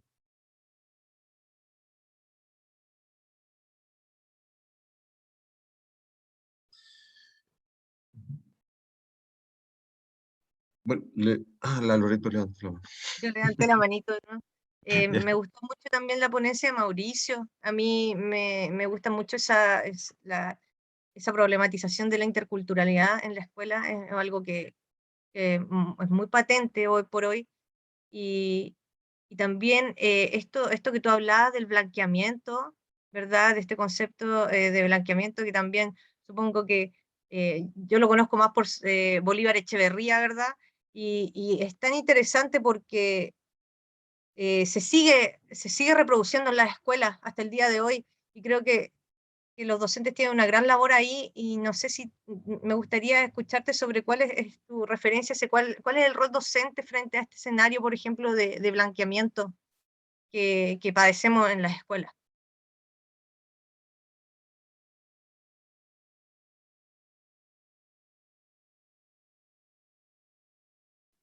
Súper, gracias. Yo creo que en el contexto que estamos viviendo es cuando más cobra sentido este discurso. Esa idea de la estrategia de blanqueamiento la propone una antropóloga peruana, que es Lidio Bacaugan. Y también uno puede observarlo en Bolívar Echeverría. En el caso de Liu Bacaugan, su trabajo se orienta a estudios de corte universitario. Y ella analiza cómo, en el fondo, los estudiantes tienen discursos de racialidad y ocupan estrategias de blanqueamiento para acceder, por ejemplo, a ciertos trabajos. Si tú te pones una corbata y un traje para postular a cierto trabajo y no ocupas la indumentaria propia, por ejemplo, de tu cultura, hay una ventaja mayor, hay una estrategia de blanqueamiento, no se reconocen como indígenas, por ejemplo. Entonces, ese discurso tiene una perspectiva histórica. Ese discurso, por ejemplo, lo podemos rastrear en el ideario evolucionista, lo podemos observar nosotros en la construcción de la nación en Chile en el siglo XIX, los discursos de la ciencia y la técnica de esa época lo definen como tal. Eso tiene una raigambre histórica. El problema es que esa raigambre histórica no desaparece. Ese discurso sigue instalado en lo que los debates decoloniales van a determinar o definir como una matriz colonial, que está instalada y se sigue reproduciendo, ¿cierto?, a través de prácticas evanescentes que no se pueden en ocasiones descubrir, que no se pueden visualizar claramente, pero que siguen reproduciendo los ideales de raza, ¿cierto?, los ideales de nación.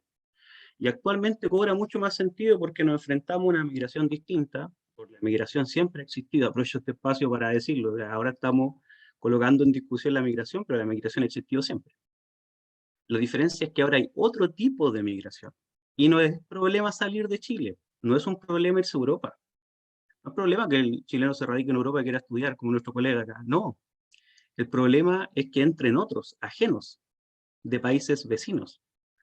Entonces es otro tipo de migración, donde nosotros podemos identificar claramente que el discurso de la nación, el discurso nacionalista del siglo XIX sigue existiendo. El problema es que sigue instalado y se reproduce en las prácticas docentes. Entonces, por eso es que es necesario abrir estos espacios para el debate de lo que entendemos por interculturalidad, para hablar de prácticas interculturales y para poder situarnos y definir de una manera específica la interculturalidad. ¿Cómo la estamos entendiendo? Críticamente, funcionalmente. Porque, por ejemplo, nosotros en el colegio nos declaramos como con el sello intercultural, por ejemplo, en nuestro país, pero nuestras acciones no hablan de interculturalidad y las prácticas docentes mucho menos. Entonces yo en ese sentido soy más crítico y trato de generar por lo menos esta discusión allá en el establecimiento, de que es necesario repensar sobre lo que estamos haciendo en nuestras prácticas en el contexto de seguir reproduciendo estos estereotipos y estos imaginarios. Gracias. Juan, Sí, gracias. Lo que mencionaba Mauricio también, o sea, las dos últimas cosas, antes de la pregunta de lo intercultural, mencionaste esta necesidad que tenemos de transformar también nuestro espacio docente, nuestra práctica docente y cómo está en riesgo a propósito de esta difusión pública del ejercicio y del contenido. Y eso me hizo pensar inmediatamente en que justamente los dispositivos de control llevaron a teorizar incluso sobre la caja negra de la educación. Eso, ¿qué es lo que pasa al interior del aula? cual si justamente necesitáramos una caja negra y en contextos de presencialidad anterior a la pandemia y mucho antes de la era digital, era ya anticipar la ultravigilancia que mencionaba Loreto. ¿Por qué? Porque era como si necesitáramos una cámara que tuviera esa caja negra para saber qué hacíamos los y las docentes. Entonces, ahí hay un discurso desde el rol de poder de quienes lo tienen y que lo ostentan además en función y en desmedro de la práctica docente libre, crítica y transformadora, es que evidentemente hoy en día se mantiene en tela de juicio lo que sucede en un espacio de virtualización por justamente esa liberación de la caja negra para quienes siempre lo quisieron.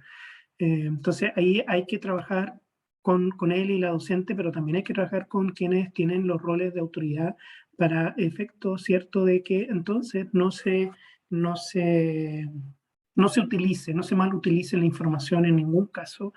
Y de ahí a lo último y a lo segundo que menciono va en relación a que justamente este contexto de fortalecimiento de una relación entre filosofía y educación, de una educación filosófica, de una filosofía educativa también, de algún modo es porque estamos carentes todavía por ese ejercicio represivo, también colonial, patriarcal y de muchos sentidos, y que no nos han permitido tener procesos transformadores realmente, pensamiento crítico, y que son tan necesarios, inclusive y especialmente en el ámbito de, por ejemplo, una educación no sexista, una educación inclusiva y una educación intercultural que reconozca los derechos lingüísticos de los pueblos originarios y por ende por qué todo tiene que ser en castellano, que reconozca, ¿cierto?, las prácticas culturales en los procesos migratorios, y ahí plenamente de acuerdo con lo que dice Mauricio, o sea, al final lo que está sucediendo es que se está evidenciando la carencia de una educación en derechos humanos, se está evidenciando las prácticas racistas y clasistas que existen porque también no es solo discriminación al migrante, es discriminación al pobre, al migrante pobre, y eso es aporofobia, y al mismo tiempo es discriminación. Entonces, estamos viviendo en un contexto en donde si no nos hacemos cargo desde las distintas comunidades educativas, los distintos niveles, de aquellos necesarios procesos de transformación en la educación, en lo que entendemos como sistema educativo, desde el currículum hasta la didáctica, es que, y lo político por supuesto, es que no vamos a lograr, ¿cierto?, pasar del siglo XIX, por no decir ni ofender a nadie, de que seguimos siendo lo del siglo XV. Entonces, yo creo que es muy interesante la discusión, gracias Mauricio, y bueno, también Loreto por los comentarios que hizo en relación a aquello. Es necesario que la filosofía y la educación tengan esa articulación desde todo ámbito. Lo puse en el chat ahí, esto y lo anterior es una discusión política, ética y estética, al menos. Tiene distintos matices.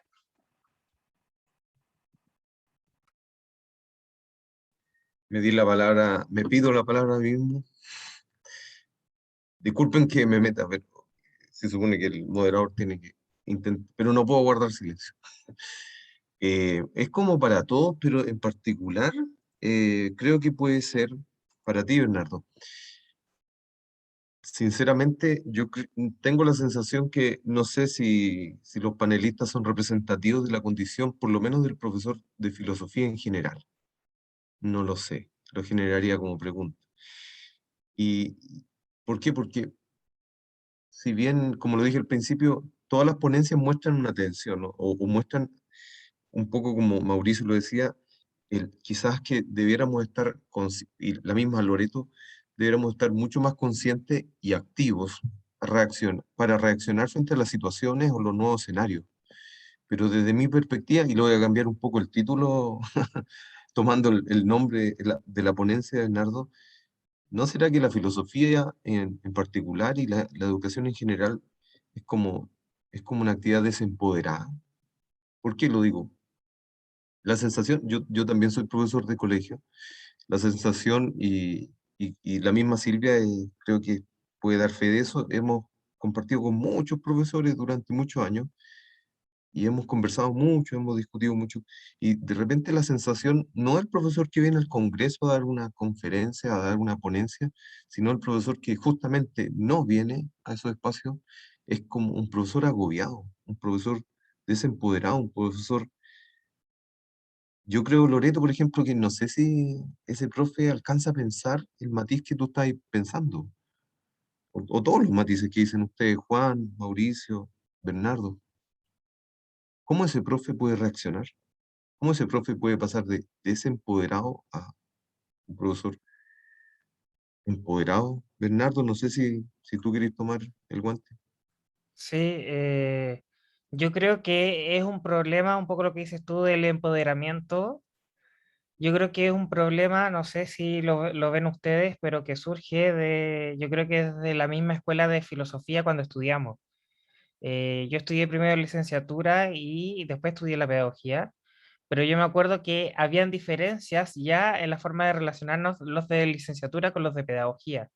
Entonces, los de pedagogía muchas veces se enfocaban en la parte práctica, en la parte de la parte pedagógica, más que en la investigación propiamente misma. Entonces, yo creo que es un problema para el profe que está en el aula, sí, eh, pero yo creo que es un problema que parte desde la enseñanza de los profesores, de entender de que aunque cumplamos funciones distintas, probablemente el que está estudiando licenciatura probablemente va a seguir la parte de la academia o de investigación, no significa de que en el fondo ambos profesores deberían ser investigadores, en contextos distintos o en momentos distintos, pero ambos deberían ser capaces de cuestionar y preguntarse y reflexionar sobre su práctica y sobre su quehacer.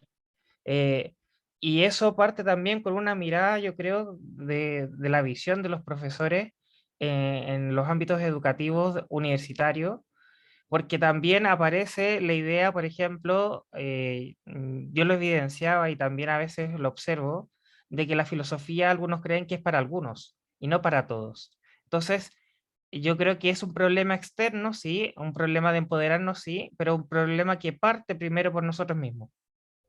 Parte primero por entendernos en la Chief y la Reprofitch, de que cómo nos entendemos a nosotros. Eh, y a la medida que hagamos eso, yo creo que también nos vamos a poder validar respecto a ambientes educativos que están sumamente, no quiero ocupar la palabra, pero es como lo que define oprimidos, porque en la cantidad de carga de trabajo y laboral que se tienen los docentes hace que muchas veces no permitan precisamente este tipo de prácticas. Y el pensar, cuestionar o dialogar es mal visto. O sea, yo creo que pasa un poco lo de Sócrates, cuando hay profesores empoderados que son filósofos y que hacen pensar y que hacen que los alumnos piensen, de repente dices, chuta, qué raro. Es como, mejor no hagas tanto. Entonces, hay un problema de que seguimos siendo una incomodidad para un sistema, y eso está en la raíz de nuestro quehacer. Entonces, yo creo que en la medida que nosotros podamos, desde la filosofía, podamos establecer cómo nos miramos a nosotros, cómo miramos nuestra práctica, tanto a nivel de colegio como a nivel de educación superior, también vamos a generar un cierto impacto, un empoderamiento en estas realidades educativas. Y también, no sé, no quiero parecer despectivo, pero me pasa que si yo veo los profesores de otras áreas, eh, los profesores de otras áreas no los veo asociados, no los veo reflexivos de su propio quehacer, salvo cuando estudian un magíster, pero un magíster en educación siempre general. No es un magíster o a lo más de la ciencia, pero es como didáctica de la ciencia.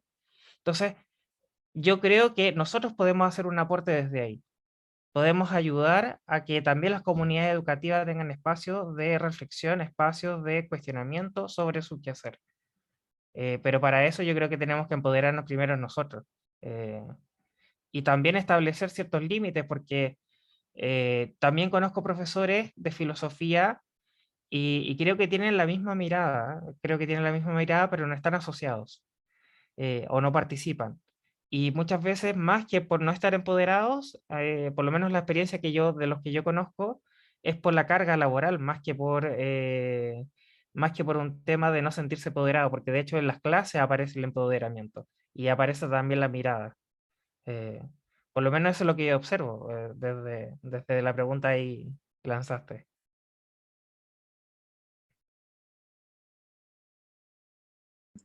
Muchas gracias. Mauricio. solo para recoger el guante. Yo no soy profesor de filosofía, soy profesor de historia, pero para mí sí la filosofía ocupa un espacio importante, así como para mí también lo ocupa la poesía, la literatura, conviven todos en un mismo espacio, la sociología y la antropología son lentes en el fondo para pensar, para teorizar de manera más compleja ciertos fenómenos sociales. Y creo que aquí tú propones dos preguntas que son fundamentales, creo yo. Y, y creo que este dejo de la profesión docente tiene que ver con explicaciones multifactoriales.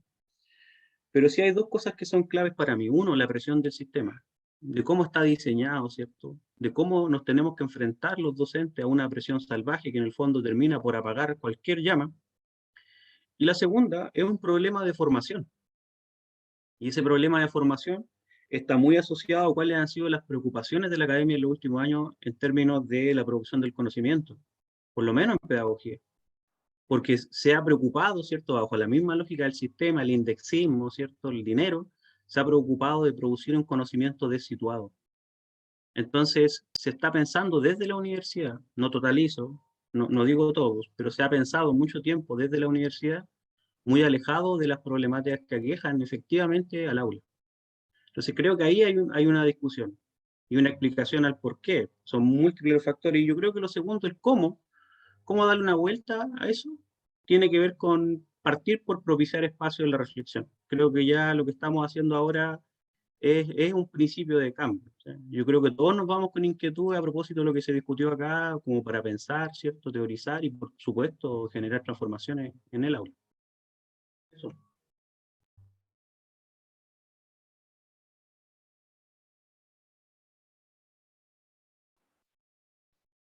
Silvia. Gracias, César. Lo que decía Bernardo hace un rato me hizo recordar una de las ponencias que hubo el día lunes en este mismo simposio, que era precisamente si acaso era suficiente enseñar filosofía para desarrollar habilidades de pensamiento crítico. Y me acuerdo que cuando yo estaba en pregrado, también había esa distinción entre los mismos estudiantes, entre aquellos que se sentían y se concebían a sí mismos como futuros filósofos y estos otros que íbamos a ser simplemente profesores. Entonces, como que ya había cierta categoría respecto de cómo se asumía la filosofía. Eh, y en algún momento me encontré con un ex compañero de la universidad que está en la academia y me pregunta, ¿dónde estás? Y le cuento, estoy en X colegio, y reacciona, me dice, ¿y todavía estás en colegio? Y a mí me extrañó mucho esa respuesta, esa reacción, porque para mí el colegio nunca fue un tránsito, o sea, ese era mi objetivo era hacer filosofía en el colegio. En cambio, para muchos, el colegio es solamente una pasada, como cumplir con un requisito, porque el objetivo es otro. Y una de las cosas que a mí me complace muchísimo de este simposio en particular, que ha sido la alta presencia de profesores de filosofía. Durante mucho tiempo, los mismos profesores se sentían de alguna manera, o sea, se automarginaban de la actividad filosófica, como que en algún momento dejaban por el hecho de asumirse en la pedagogía el mismo agobio que produce la carga laboral, dejaban de asumirse a sí mismos como sujetos filosóficos, como sujetos pensantes. eh, Profe, ¿y usted no escribe? ¿Usted no piensa? ¿Usted no, qué hace aparte de hacer clases? Eran preguntas recurrentes que yo escuchaba en otros colegas. Eh, y en algún momento, lamentablemente, una de mis hijas tuvo una profesora que les dijo, no, dijo, yo simplemente trabajo en lo que estudié. O sea, estudié esto y ahora lo ejerzo y no hay un más allá. Entonces, creo que en este minuto que los profesores de filosofía empiecen también a sentir que no somos pasadores de contenido, sino que efectivamente estamos enseñando a filosofar y que estamos haciendo filosofía en un espacio que se llama sala de clases de educación media, de educación básica, eso yo creo que es un salto importante, como decía Bernardo, es parte de lo que uno también siente desde sí mismo, qué es lo que hago yo, cuál es mi rol. Recuerdo muchísimo hace años atrás en un congreso en Valparaíso, una conversación que tuve precisamente con Andrés Bovenrit. Decía, pocos profesores tienen la conciencia de que lo que están entregando en este minuto para muchos de estos estudiantes es probablemente la única filosofía que van a tener en sus vidas. Porque ¿cuántos de nuestros estudiantes siguen después profesionalmente la carrera de filosofía? Entonces, esa no reflexión respecto de esa tremenda responsabilidad es parte de lo que hemos observado y ahora mismo, o sea, con César hemos conversado que posteriormente a esta instancia que se ha generado en este simposio, tenemos afortunadamente los contactos de todo, tenemos que seguir generando espacios de diálogo, de reflexión, de cuestionamiento, porque como decía en un principio, las exposiciones de ustedes no solamente nos invitan a reflexionar, sino que también nos interpelan respecto de nuestros propios quehaceres y qué podemos hacer también en un futuro como difusión, como expansión. El hecho de que haya Mauricio sea profesor de historia también abre esta posibilidad de que podemos filosofar desde otros ámbitos y que no es el hablar de filosofía no es privativo solamente del que ostenta el título de profesor de filosofía, sino que podemos filosofar históricamente y podemos hacer historia de manera filosófica, y así con todas las otras asignaturas. Así que eso eh, solamente era como para la reflexión que me surge a partir de la presencia de ustedes, de los temas instalados, y que afortunadamente esto no se termina acá, no se termina porque vamos a seguir trabajando en este sentido. Así que muchas gracias a ustedes también. Y César y Andrés, devuelvo la moderación, César. Me pido la palabra mismo, pero se la cedo a Andrés. Andrés, por favor. Sí, muchas gracias. Gracias por el comentario, y a mí siempre me ha parecido fundamental que se haga esto. Y simplemente, Silvia, para recordar una cosa, que parte de lo que yo digo es que el tipo de filosofía que se hace en el colegio es muy diferente del tipo de filosofía que se hace en la academia, porque en el colegio se tiene que ver mucho más con la vida de los seres humanos. En cierto sentido es un ejercicio mucho más profundamente filosófico, porque en la academia nos metemos en los autores, en los sistemas, en entender distintas cosas, y nos perdemos mucho de lo que es más propiamente el ejercicio filosófico. Así que yo creo que hay una idea muy equivocada de pensar que la filosofía se hace en la academia, porque la academia tiene su margen. Obviamente hay otros espacios que no, pero por lo menos en la universidad hay todo un espacio de formación en la cual se pierde mucho de ese contacto con la vida, con la reflexión personal. En la universidad, todos los que hemos pasado por ahí hemos visto esta cosa, que vamos a pensar el mundo en la universidad, y resulta que no, terminamos pensando Platón, Aristóteles y todas las cosas, y el mundo, bueno, ya llegará el mundo, pero mientras tanto hay que aprender qué dijo Platón y Aristóteles, digamos. O sea, yo creo que en el colegio, que ha sido profesor de colegio, pues ustedes tienen más la cercanía de los problemas, y con gente que además no tiene esto de que tengo que aprender esto porque es formación profesional de filosofía, sino que quiere saber algo. ¿Y para qué me sirve leer a Platón? ¿Qué hago con Platón? Y la idea. Entonces, así que yo creo que es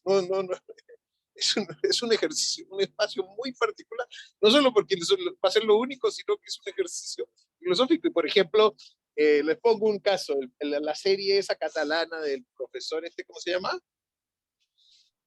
Merlí. Yo no creo que funcionaría con un profesor universitario, se los pongo así de regalado. Que si fuera lo mismo, pero que fuera un profesor universitario que se anduviera metiendo con los problemas de los cabras y la vida y no sé qué, sonaría rarísimo. En cambio, siendo profesor de colegio, tiene toda esa dimensión que es muy filosófica. Eso nada más, un complementario.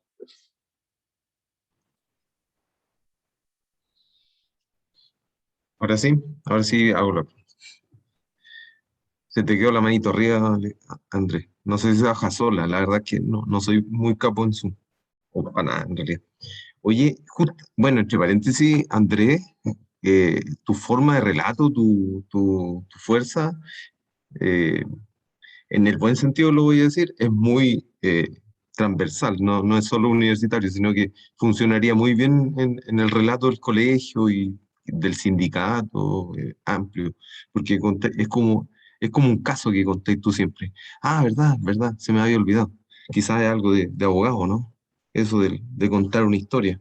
Puede ser, puede ser. Contáis como un caso, armáis una teoría de caso. Oye, Bueno, Silvia, Loreto, yo sé que yo también dentro de eso del proyecto Filosofía de los Colegios y otras cosas, yo sé que han vivido esta experiencia de realizar, pero quiero saltarme eso. Tú también, Andrés, entiendo que tienen un proyecto donde los colegios van a una experiencia de debate en la universidad, pero me quiero saltar los dos proyectos y preguntarle por el proyecto, si es que me lo permite, Juan, el proyecto Filopoiesis, si lo digo bien, porque me ha llamado mucho la atención, lo conozco desde que salió, me ha gustado mucho, no sé si tú puedes contar un poquito, porque para mí me resulta muy interesante y es un acto completo de un poquito lo que estabas hablando tú, si lo entiendo bien, de hospitalidad digital, pero también de filosofía y poesía y, bueno, tú, no sé si puedes contarlo en relación a esto que estamos hablando hoy día. Y oye, muchas gracias, César. Qué bueno saber que hay miradas atentas a proyectos que son tremendamente colectivos. Hoy en día, Filopoiesis, que nace al igual como Hospitalidad Digital, que es un concepto que construyo, sí, como de alguna mirada desde la filosofía relacionada con algo, con tecnologías y educación. Filopoiesis fue un concepto que construí en 2007 para la tesis de pregrado como profe de filosofía y teniendo a Ricardo Salas como guía de ese trabajo. Hay una relación con Latinoamérica, hay una relación con lo intercultural justamente. Pero después de ¿cuánto?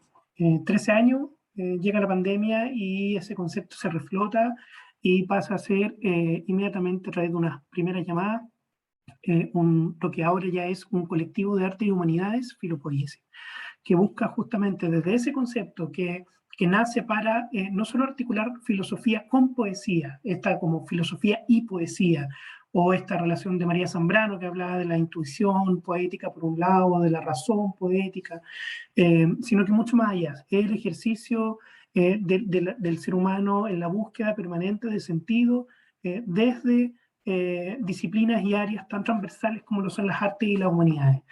En estos momentos en eso estamos. Es un proyecto sumamente colectivo que nos permite trabajar desde lo nacional y lo internacional, gracias, y ahí digo desde la hospitalidad digital, gracias al buen uso de la tecnología, nos ha permitido vincularnos con personas de distintos lugares y territorios y efectivamente está trabajándose desde esa mirada, cómo la filosofía puede estar permeada y permear también otras disciplinas, como en este caso son las demás de las humanidades y las artes especialmente. Estamos trabajando proyectos artísticos, colectivos, proyectos que vinculan la poesía, la literatura, la narrativa con la música o con las artes visuales, con la fotografía, con la pintura. Eh, y es muy entretenido porque todos y todas terminamos aprendiendo en ese trabajo que es colectivo y que está por ahora, bueno, miento, se dio la condición de una primera actividad presencial que fue justamente acá en Granada en una librería que entrevistamos a Ángela Neira Muñoz, ¿cierto? La escritora chilena, y que estaba de paso acá por Granada, la entrevistamos, fue nuestra primera actividad presencial, porque en un año el colectivo había trabajado solo en contextos virtuales. Y tiene mucho que ver con lo que estamos hablando, porque también se busca desarrollar pensamiento crítico transformador desde las artes, desde las múltiples miradas y diversas que existen en estas disciplinas. Así que estamos muy contentos con lo que hemos desarrollado. Gracias, César, por mencionarlo. Ahí les invito a seguirnos en las redes sociales, Colectivo Filopoiesis o en www.filopoiesis.cl. Pero sí, nace de un ejercicio loco de un profe de filosofía en contexto de su titulación, pero que lo más rico no fue el concepto que se trabajó, sino que cómo se transformó en un proyecto completamente colectivo. Que ahí agradezco a Chief por todo el apoyo que nos ha dado desde que surgimos, no dudaron en ningún minuto en apoyar con difusión, en apoyar con participar, Rodrigo Pulgar, ¿cierto? La Reprofits también, y un sinfín de organizaciones que han estado ahí como pendientes de lo que bueno de lo que estamos haciendo genera esas invitaciones también.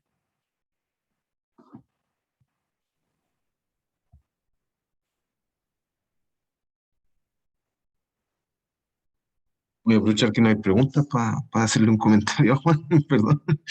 Yo, Juan, creo que, entre paréntesis, a mí me pareció súper interesante el proyecto. Yo he visto los productos. Yo mismo estuve preparando algo, entre paréntesis, en un minuto, pero no, esa es otra historia. Y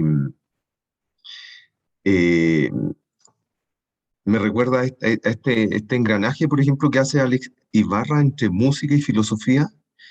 O, a ver cómo era, filomúsica creo que es, filomúsica. Y, y esto efectivamente, esta plataforma podría ser también, lo lanzo como idea, y justamente la dinámica de todas estas conversas de hoy día, como un dispositivo para la clase de filosofía en el colegio, y por qué no en la universidad también. Yo sé que el colectivo de ustedes ha tenido toda una proyección en creación, toda una proyección de desarrollo, de pensamiento, pero quizás también pudiera haber un espacio ahí para alguien que pudiera utilizarlo como un dispositivo, como digo, para la clase de filosofía, como un espacio también, se me ocurre. Desde mi perspectiva, De todas maneras. la virtualidad en general y en particular las tecnologías son una manipulación, son una forma de desarrollar un poder que yo creo que en la mayoría de los casos ha ido de alguna forma mermando algo el ser humano, por lo menos la tendencia. Y he pensado que quizás la tendencia del programador, he pensado que es la tendencia de los ambientes ingenieriles donde surge este tipo de tecnología. Muchas veces justamente alejados de una reflexión más cotidiana o humana, como, insisto, como lo que al principio dijo la Loreto, esa mirada como con lupa, ¿ah?, de la cámara. Eh, entonces, re interesante que el intelectual en general y el filósofo en particular se siente a pensar cómo reestructurarlo. Por eso yo lo subrayé, el filopólisis, porque para mí es una acción concreta de eso. Es como cuando tiempo atrás fue, en otro ámbito completamente distinto, filosofía en la biblioteca, que buscaba descontextualizar la filosofía y llevarla a un lugar público, que lo que nosotros hicimos como filosofía en los colegios, que buscaba llevar a los intelectuales al colegio. Acá yo lo que veo en ustedes es un intento de construir, de cambiar el horizonte típico de la virtualidad y crear algo nuevo ahí en Filopólisis. Por eso lo nombra. Entre paréntesis, muchas gracias por el trabajo ese. Ahora sí me Gracias, callo. César. Sí, pidió la palabra Andrés y yo creo que ya estamos en hora de despedirnos también. Así que, Andrés. Sí, muy cortito y colgándome lo que dice César. Recuerden que mañana de 3 a 5 es la asamblea de la CHIC y es fundamental que vayan. Y es fundamental para que se sigan haciendo todas estas cosas. Porque si no se dice, no, ¿y a quién le importa esto? La filosofía en la biblioteca se nos murió un poco porque, bueno, como que quiera, y es fundamental que se vaya y se diga y que se insista y que se plantee, porque obviamente se elige la directiva, pero también se habla del funcionamiento de la CHIC y todas las funciones. Y si bien la directiva de ahora recogió a Filopólisis muy bien, pero podría ser una relación mucho más institucional, y yo creo que el sitio web ha salvado últimamente, pero no ha hecho todo lo que puede hacer. Y yo creo que ahí tenemos un problema como el chip de alguien que potencie el sitio web. Vemos un problema estructural de cómo se ha dado, pero el sitio web podría ser mucho más. Y entonces en ese sentido va a venir una nueva directiva, ahí ya la cosa va en camino, pero que venga la idea y vaya mañana, porque si no, no vamos a ver. Y ahí está presente, insisto por si acaso, los profesores de colegio son fundamentales en la CHIP. Eso es una cosa que hay que decirlo una y otra vez. Y así lo votamos, no es porque a mí se me ocurra, así lo votamos en el referéndum cuando se fundó la CHIP. Y ahí está desde el principio. Entonces, para decirlo, para plantearlo, para proyectarlo en muchos sentidos. Así que vayan mañana a la asamblea y a votar y todas esas cosas. Eso, para que no se quede metido. Muchas gracias, Andrés, por eso. Aprovecho de hacer un poco de campaña, porque necesitamos el voto de los profesores de filosofía para mañana, para la nueva directiva. Es sumamente importante porque la propuesta de la nueva directiva trae un posicionamiento y un fortalecimiento del trabajo filosófico en los colegios. Así es que todos ustedes ya son socios regulares y tienen el derecho y el deber de asistir a la asamblea mañana, para que emitan su Toda la voto. razón, toda Bueno, la razón. sí. Ya tenía un voto, Así tenía que el mío. Ya después lo que dijo Andrés. Oye, entre paréntesis, disculpa, yo sé que estamos cerrando, pero mira qué bueno que lo que dice Andrés, quizás Juan Alejandro, eh, le interese en algún minuto poner su mirada informática, su visión de la virtualidad y al mismo tiempo su visión filosófica, lo digo yo, Juan, no sé, dentro de la directiva o por lo menos muy cercano a la directiva, por lo que está diciendo Andrés, tiene toda la razón, creo yo. sí, Conversemos, la idea, conversemos, a disposición. sí, Y eso Después tiene, le- eso tiene que ver con la nueva directiva del espacio. claro, tiene que ver Acuérdense, se precisamente con exige la directiva en bloque, el directorio no es en bloque, eso se elige individualmente, claro, y todos los contactos y tal. Y la persona que maneja el sitio web realmente en su momento estuvo vinculada a filosofía, pero yo creo hizo un magíster en la Universidad de Valdivia, pero de ahí no ha estado mucho y necesitamos gente que esté activa en la cosa. sí. No sé, Juan Alejandro, te entendí que estás en Córdoba, España. En Granada. En Granada, eso, España. Granada. Ahí en España no sé si sigue publicando la revista esta de filosofía, la amarilla. Yo cuando estuve, ¿cómo se llama? Filosofía Hoy, una cosa así. Pero era un ejemplo emblemático de algo que le daba y lo vendían en todos los kioscos y que estaba presente. Permanentemente. Y era una cosa muy importante de presencia, de discusión, súper bien hecho y tal. Y yo creo que necesitamos eso para que el sitio web se convirtió un poco en recibir cosas, pero no ha sido una cosa activa y eso para la nueva directiva sería una cosa fundamental. Ya estamos en la época de tantas cosas y no puede ser que salve. Así que, y se necesita gente que sepa, si eso es lo fundamental, si esto se hace con las suyas, con lo que se puede, y se necesita gente que sepa y que se involucre y que tenga ideas y tal. Así que, ánimo, ánimo. Sí. Muchas gracias también por ese aliento, Andrés. Bien, pues muchas gracias. Espero verles mañana en la asamblea de 3 a 5 de la tarde, donde ya se cierra, entrega el resumen y la cuenta a la directiva saliente y viene la votación para la elección de la nueva directiva que viene con cosas interesantes. No hemos sabido si hay contrincante aún, pero Nunca se de sabe. haber, esperamos que nunca se sabe, siempre puede haber sorpresas, pero esperamos precisamente por la visión que tenemos en esta propuesta de que el fortalecimiento tiene que estar en la filosofía, en los colegios y el rol de los profesores de filosofía. Así que muchísimas gracias por haber participado en la mesa, gracias a los asistentes también, a todos, Loreto, Bernardo, Mauricio y Juan Alejandro. Y vamos a estar en contacto para futuros proyectos que tenemos también ahí en mente. Así que nos vemos. Que estén muy, muy bien. Gracias. Un abrazo, muchas gracias, se pasaron. Chao, muchas gracias. Hasta luego, Chao, un abrazo. gracias. Yo tengo que ser el último porque tengo que apretar el botón de dejar de grabar.